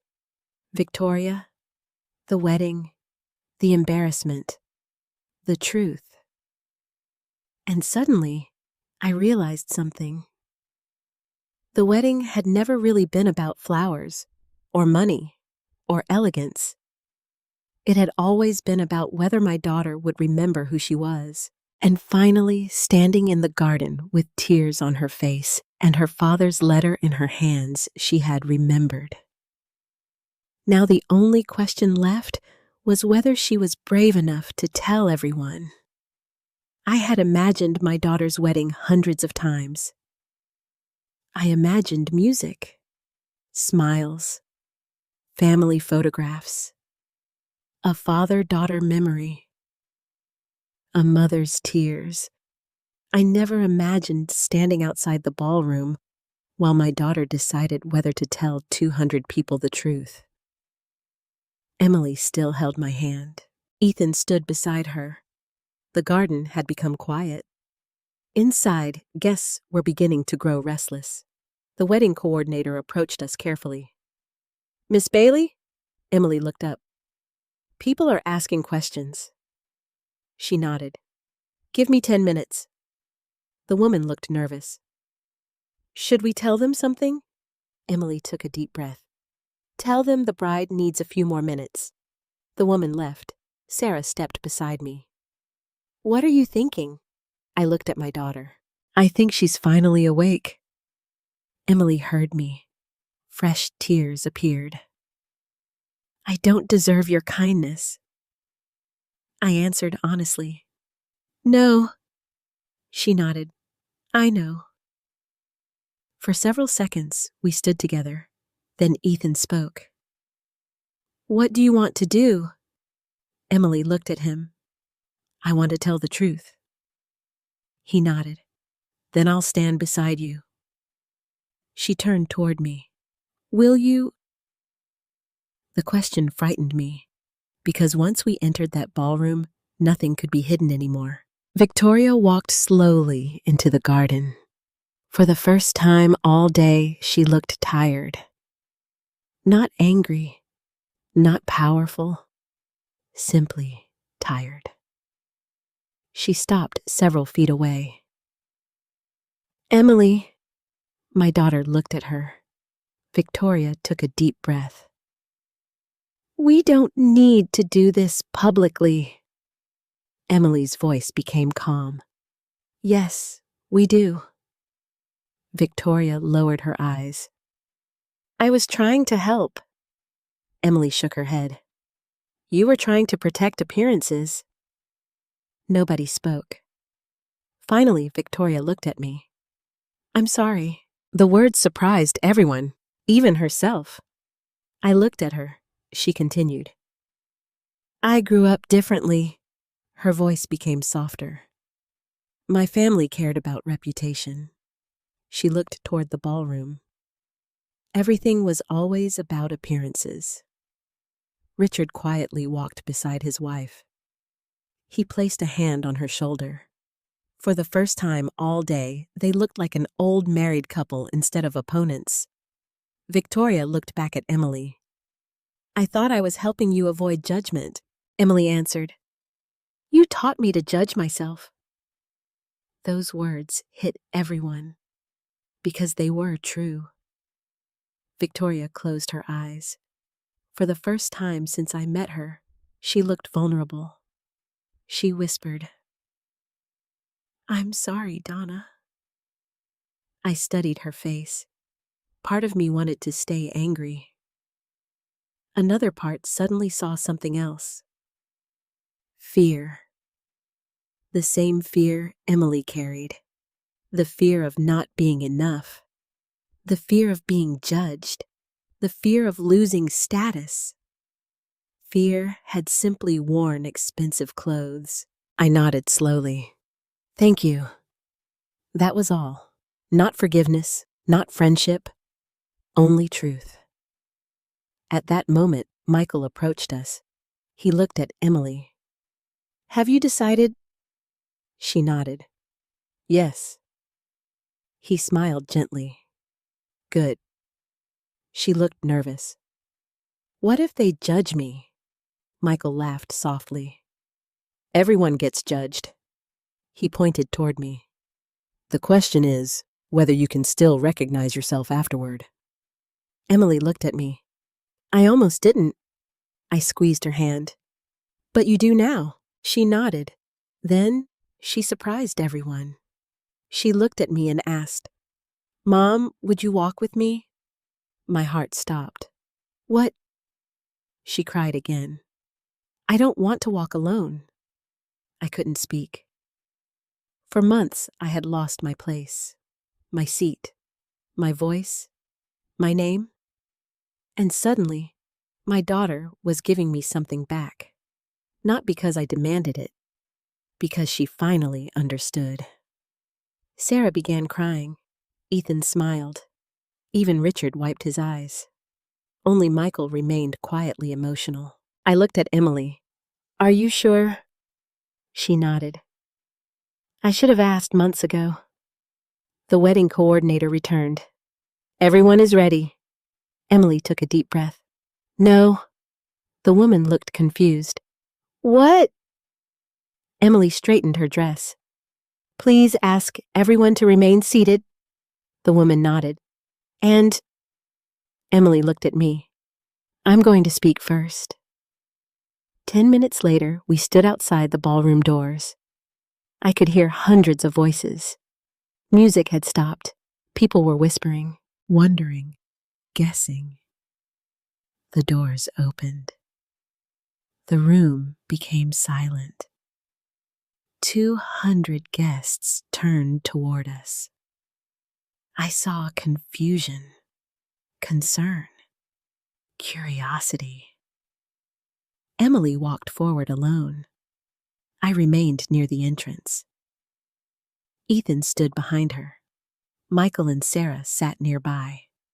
Victoria and Richard took their seats. The officiant looked confused. Emily reached the front. She took the microphone. Her hands trembled. For several seconds, she couldn't speak. Then she finally said, "I owe everyone an apology." The ballroom became completely silent. She continued, Today, I removed my parents from my wedding program. Gasps, whispers, shock. Emily cried openly. My father died 22 years ago. Many people lowered their eyes. My mother raised me alone. I felt tears running down my face. And I was ashamed. The room became still. I allowed other people to decide what mattered. She looked toward me. I removed the names of the two people who gave me everything. Nobody moved. Not one person. Emily continued. My father isn't here to forgive me. She held up David's letter. But he left me this. She opened it. Her voice trembled. She read the sentence aloud. Take care of your mother. She gave you everything long before you understood sacrifice. People began crying, even strangers. Emily wiped her eyes. I forgot who I was. She turned toward me. But my mother never forgot. The entire room looked at me, and for the first time that day, I did not want to disappear. Emily stepped down from the platform. She walked directly toward me, in front of everyone. She took my hand. Mom, her voice broke. Will you walk me down the aisle? I could barely breathe. The little girl who once held my hand crossing the street was asking for it again. Only now she understood what it meant. I looked toward the ceiling, toward David, toward 22 years of loss, toward all the months of pain. And finally I answered, yes. The entire ballroom stood. Not because of the wedding, because of the truth. And as my daughter held my hand, I realized something. Sometimes the person who walks you down the aisle is not leading you into marriage. Sometimes they are leading you back home. When I finally took my daughter's hand, the entire ballroom stood in silence.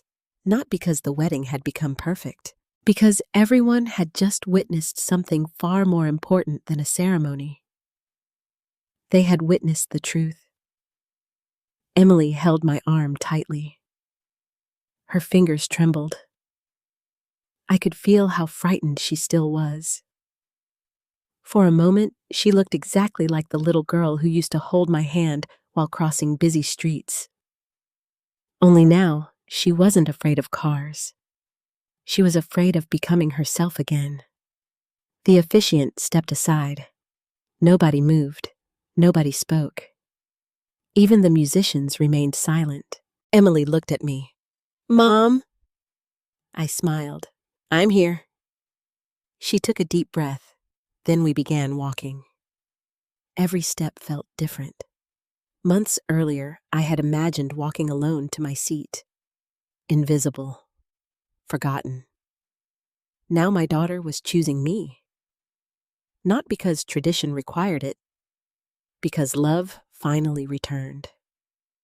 Halfway down the aisle, Emily suddenly stopped. She turned toward the guests. I need to say one more thing. The room became quiet again. She looked at the people sitting before her. Friends, co-workers, family, neighbors.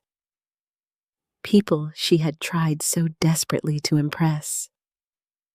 She wiped her tears. My mother spent 34 years putting me first. She looked at me. And today, I almost made her feel invisible. Nobody moved. Emily continued.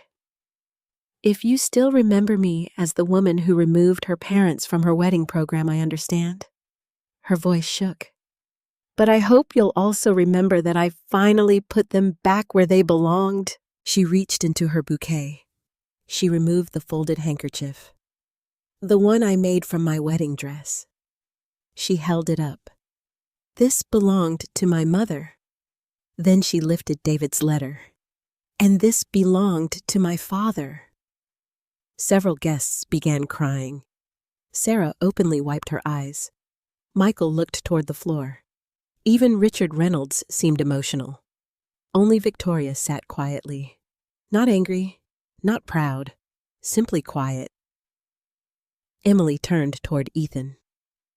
"Do you still want to marry me?" He smiled softly. "I've been waiting for the real you."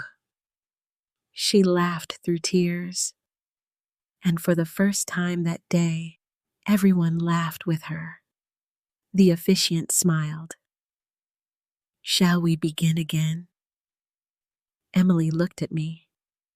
"Will you stay beside me?" I hesitated. This was their moment, their marriage, their future. But she squeezed my hand. "Please." So I stood beside the first row, close enough to see her, close enough to hear her, close enough to know she had come back. The ceremony itself became surprisingly simple. No elaborate speeches, no perfect script, no performance, only honesty. When Ethan spoke his vows, he looked directly at Emily. "I don't want the version of you that tries to please everyone."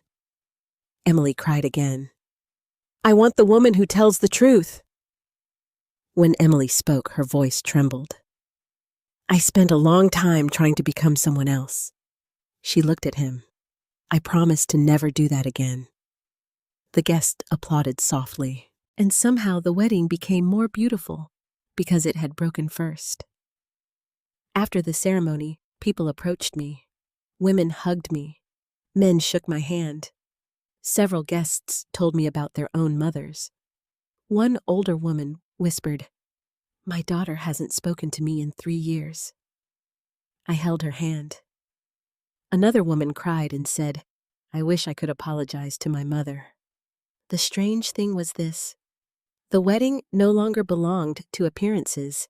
It belonged to people. Later that evening, Michael found me standing outside near the lake. The sunset reflected across the water. He stood beside me. "You okay?" I smiled. "I think so." He laughed. "That's progress." For several minutes, we simply watched the water. Then he said, "David would be proud." Those words still hurt, because I wished David had seen this day. I wished he had walked Emily down the aisle. I wished he had held her hand. I wished he had danced with her. Michael seemed to understand. He was there. I looked at him. "You believe that?" He smiled. "I do." Inside the ballroom, music had started. People were dancing. Laughter had returned. Sarah appeared beside us. "The bride is looking for you." I smiled. "Again? Again?" When I returned, Emily was standing beside the dance floor. She looked nervous. "What now?" She took my hand. "I want to dance." I laughed. "With me?" She nodded. "My father can't." The music began.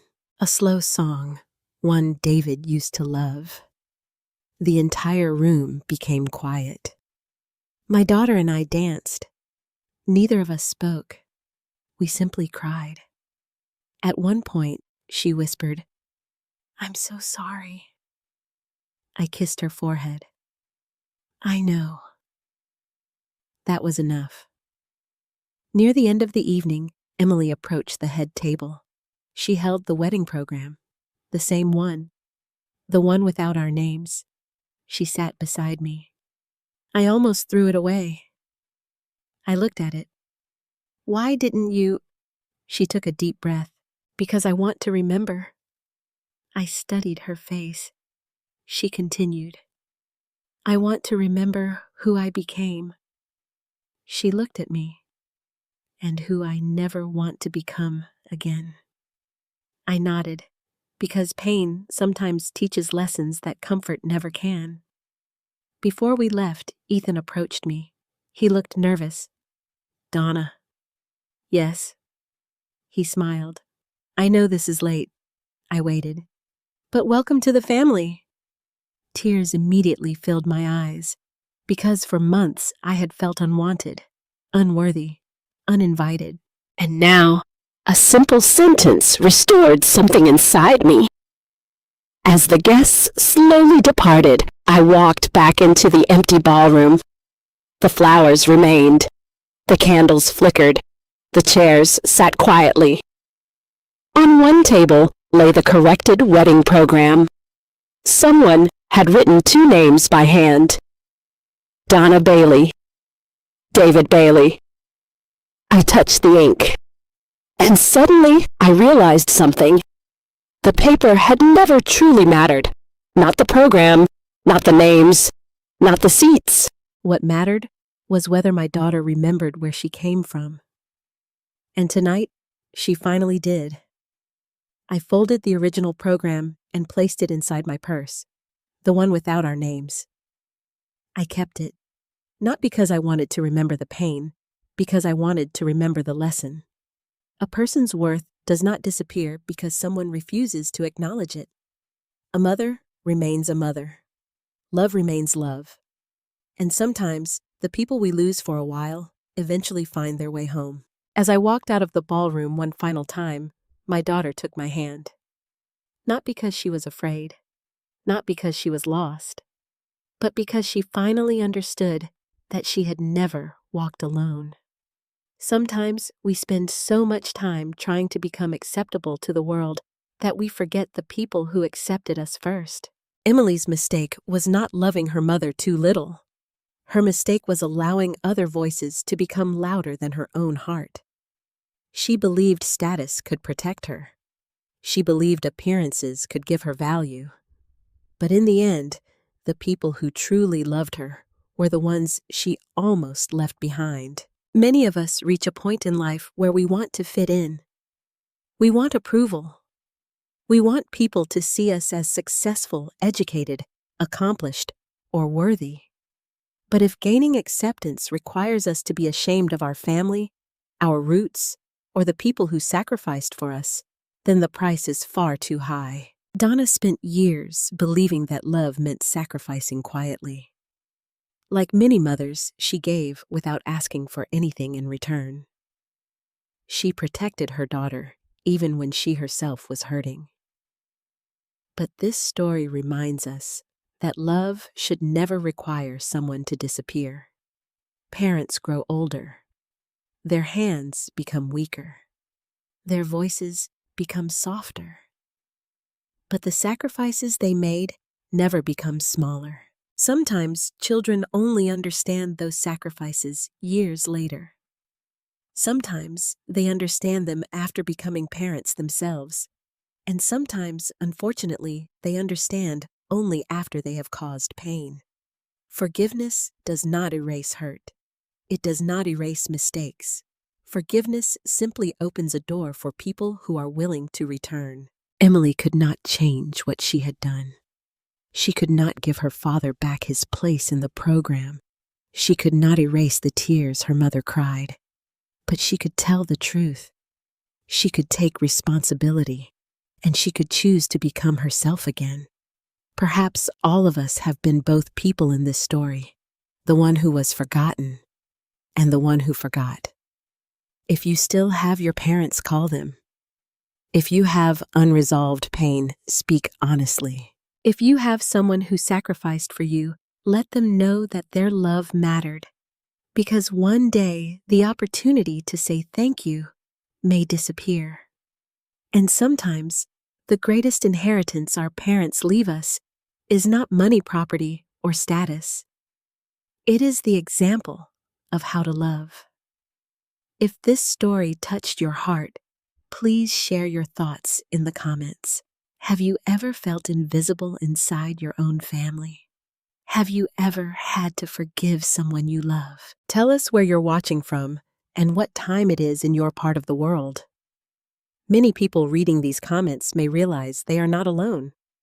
If stories about family forgiveness, second chances, and the strength of mothers speak to you, please consider liking this video and subscribing to the channel. And if your mother is still here, perhaps today is a good day to call her. Because sometimes The people who gave us everything only want to hear one simple sentence. Thank you for never giving up on me.